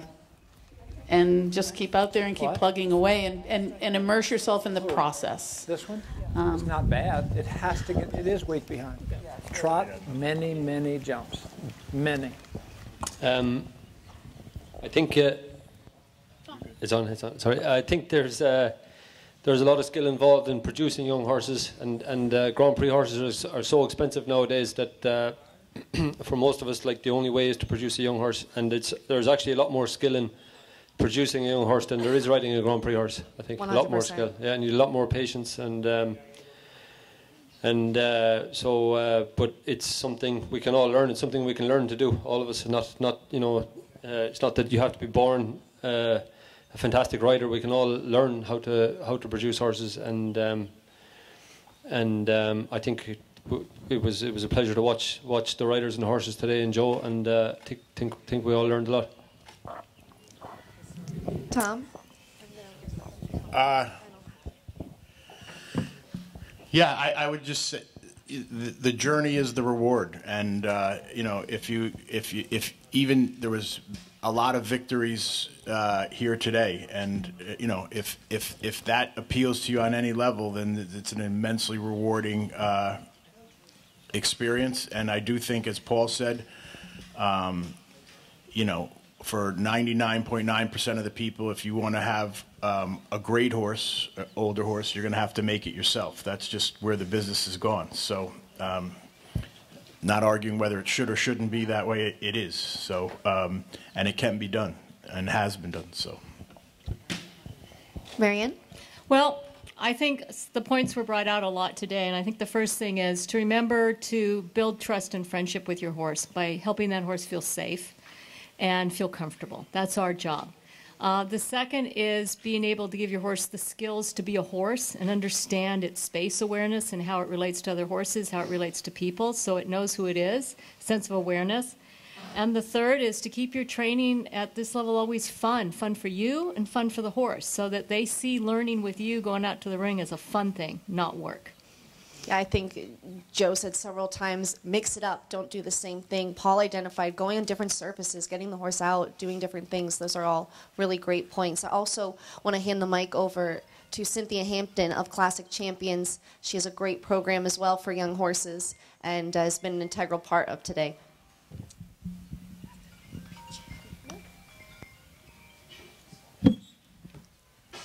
Well, we're all here today because of the horses. And that's why we chose to call this It's All About the Horse.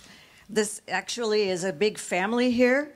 We have a lot of people to thank, and we have the horses to thank. And I'd like to extend particular thanks to our clinician, Joe Farges, who's been so helpful for so many years in our sport, to Paul O'Shea, to Lisa Lurie, to Tom Grossman, and to Marianne Simons, and in particular to the Wellington Equestrian Center, who believes so much and strongly in the horses that they would actually put this event on. So I hope that you will all continue and take this away with you in terms of thoughts. If you have any suggestions, you can always reach us on the websites. And please peruse your booklets well. Please know that we will have another event, March 24th and 5th, to which we would like to invite you now. So put it on your calendars. And Classic Champions' next series is going to take place up in Kentucky at the Horse Park all spring and summer, with our final in the fall. So thank you all so very much for being here. And thanks to the horses. Thanks to our cameramen, thanks to our sound man. Please come back. Thanks everyone for coming out. We hope you have a great evening, and thank you to everyone again involved for some really great information, and of course the horses.